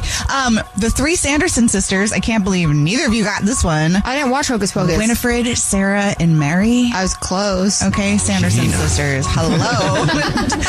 Dracula's official title is Count Dracula. Ah, dang it. Chicken feed is actually candy corn, and then the city that hosts the largest Halloween parade is in New York. It's the Greenwich Village Halloween Parade. What? Yes. Oh, that's right. So anyway, that's that. Kelsey, congratulations and thank you for playing. Thank you, guys. Yep. I appreciate it. Yep, we play You vs. Victoria this same time every single weekday morning. Remember, if you want to play Victoria, all you have to do is DM us at The Jubal Show or go to thejubalshow.com. First date follow-up. Powered by the Advocates Injury Attorneys. Online at advocateslaw.com. Teddy is on the phone today for a first date follow-up, and he's getting ghosted by Maya. So in a few minutes, we're going to call her, see if she'll tell us why she's ghosting him, and maybe get him another date. But first, Teddy, how long has it been since you heard from her? It's been about a week. How many times have you tried to reach out to her? Maybe 3 times, like once every couple days, 2 or 3 days. Just, saying what's up, how's it going? Okay. We were talking before, and like after we went out, that just kind of stopped. She didn't respond to any of those? No, not at all. Well, let's talk about the date and see if we can see what went wrong. What? And see what went wrong. We went to a really nice place. We went to, I don't know if you've ever been there, but really cool. They have a rooftop dining area. So she suggested, that we sit outside because it was a really, really nice day. It was cool. We had a really great conversation. She's got her head on her shoulders, in the right way. You know how a lot of people, they focus too much on like social media and stuff. You know what I mean? They complain about everything, like their job. And I'm not trying to meet anybody like that, But she really loves her job. She's got a really good job. She works at and she's got goals, which is always a good thing. You know what I mean? Yeah. Like a 5-year plan. That's important. And that's something that I really thought we hit it off on that level. And the food was great, and the ambiance was great. So I really can't really think off the top of my head of why after such a nice date that she just stopped communicating with me. Like, I can't say that we've stopped communicating. I'm still trying to reach out. Right. Yeah, you're communicating, but there's nothing on the other end. Was there anything awkward that happened on the date at all that you can think of? I don't know if it's anything I did. I mean, I'm thinking maybe she didn't like the restaurant, even though it was great, but I picked it. That might have been something. I will admit the service wasn't the best, We wanted to sit outside, like she suggested it, but then they sat us where the sun's like directly in our faces, so I had to ask them to move us. And maybe, like, because the service wasn't so great, I think maybe, like, the way I can be a little assertive when when the situation calls for it, and maybe that's part of the reason why. After, like, the second time that I had to ask to be moved or get somebody's attention, that might be it. Other than that, we talked for a while. We watched, the sun go down. It was really, really cool. And again, we had a lot in common, and, we talked about goals. That was always really good, So, like, after you were being assertive, she didn't seem to change her, I'm like, quote unquote, assertive. She didn't change her demeanor, or do you feel like she kind of was like, what are you doing, bro?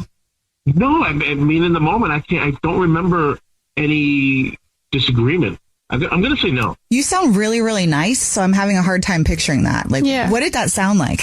Do you mind, like, pretending for a second? Well, no, because it's like, excuse me, I don't know if you remember the old Bugs Bunny cartoon where he's trying to get the other animals' attention. He's like, hey, excuse me, and all the animals are just running. He's trying to figure out what's going on. It was, and then finally I was like, hey, excuse me for a second, Okay. I didn't, like, raise my voice or anything, but I definitely had to, like, get up and go talk to somebody. So very tame. Yeah, very, very tame. That's what I was trying to figure out. Like, it wasn't an excuse me. No, I'm not going to do that. That's inappropriate. Did you guys kiss or anything? No. No, I didn't.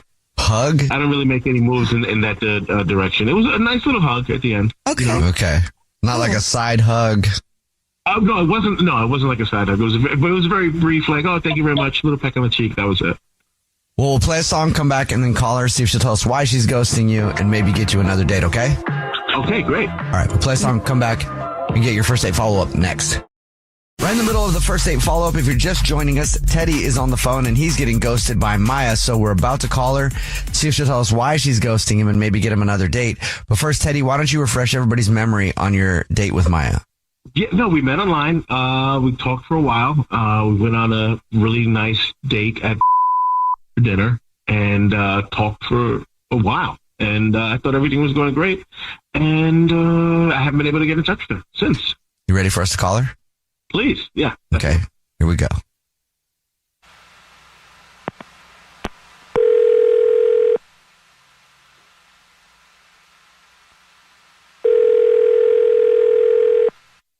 Hello? Hi, may I speak to Maya, please? This is she. Hey, Maya, how are you? My name is Jubal, and this is a radio show. It's called The Jubal Show. Hi, Maya. The whole show's here. My name's Nina. Hi, and I'm Victoria. Hi. This is cool. How are you? I'm good. How are you? I'm wonderful. Thank you for asking. Well, we're calling you today because we do a segment on the show. It's called the first date follow-up. What that is if you go out on a date with somebody and then you ghost them, that person can email us to call you and ask why you're ghosting them. Okay. That makes me nervous. Are you ghosting somebody? I guess, like, kinda. I feel like I know who this is maybe about. Take a guess. Teddy? You're correct. Congratulations. You got it right. You don't get any prize for that, but yes, it's Teddy. Would you mind telling us why you're ghosting him? Well, so I met him online, and I had, when I was online and I was, like, going through the app or whatever, a friend of mine was with me, a girlfriend, and she noticed him actually, and she was like, oh, I know exactly who that is. And she was telling me all about him. She like mentioned that he was kind of a tool, and that, like, I don't know, like, dating him is kind of, this is so bad. Dating him is kind of like getting a loan at a bank. And so for some weird reason, that really made that I was kind of intrigued, and I was like, I want to see if this guy is really like that. Maybe he's totally not, and it'll be great. So we ended up going on the date, and I just, like, the whole time he was complaining about things and, like, making kind of a fuss about things. Like, we were sitting outside and the sun was, like, on our table, and he, like, made us move, and I didn't really mind. I didn't really, like, totally care. And it was, like, super busy in the restaurant too. So it was like, this was kind of, like, uncomfortable. And then when we started talking, he only asked me about my career and like how my lifestyle is and stuff like that. And I just felt like, I was like, don't you actually want to get to know me? Like, it kind of felt like he had already like made up his mind. Like, he's like, I could date her and let me just see how it fits into my lifestyle. Like, what exactly is she like? I just felt like I had like no say in it. And I was like, okay, this was kind of strange. Don't we want somebody that wants to date us? No, of course. I think it was just that he didn't really ask me about any of my hobbies. He didn't ask me about like anything that I like. He was just like, what's your job? Like, do you make enough money to like support yourself? Like, what do you like, you know what I mean? Like, it was very like, I just felt like I was in a job interview or something. Yeah. Those are kind of weird questions, especially on a first date. And there's ways to get those answers without asking that question point blank, too, by the way. If you'd like to learn, hit me up at Nina on the air. But, well, guess what, Maya? What? It's not as easy as you think because Teddy's actually on the phone and he's been listening this whole time and wants to talk to you. Oh, no. I don't really know how much I want to have this conversation now. That's super messed up, that, you and your friends are making fun of me. And that's really what's wrong with these apps. Instead of trying to like get to know someone or share anything proper, it's just, let me go see what this person's like really about with an agenda that you don't even like articulate, It wasn't a bet or anything. I was just genuinely curious. You're genuinely curious, and you could have just asked that before we went out. All of the questions that you were saying that we were talking about, you could have asked me about me before we went out. You could have actually just said, hey, I spoke to my friend. Do you know whoever your friend was? And we could have had this conversation and just avoided all that whole thing. It's a little on the ridiculous side, and that's a problem. But don't you think that you would have just acted probably like a different way, and then I would have not actually known who the real you is? Like, I just think that that's a silly thing. I went on the date. I like tried to get to know you a little bit, and you did not care about anything I had to say. You just cared about like the way I like was in my life, like how I fit into your life. And I just think that that's a silly reason.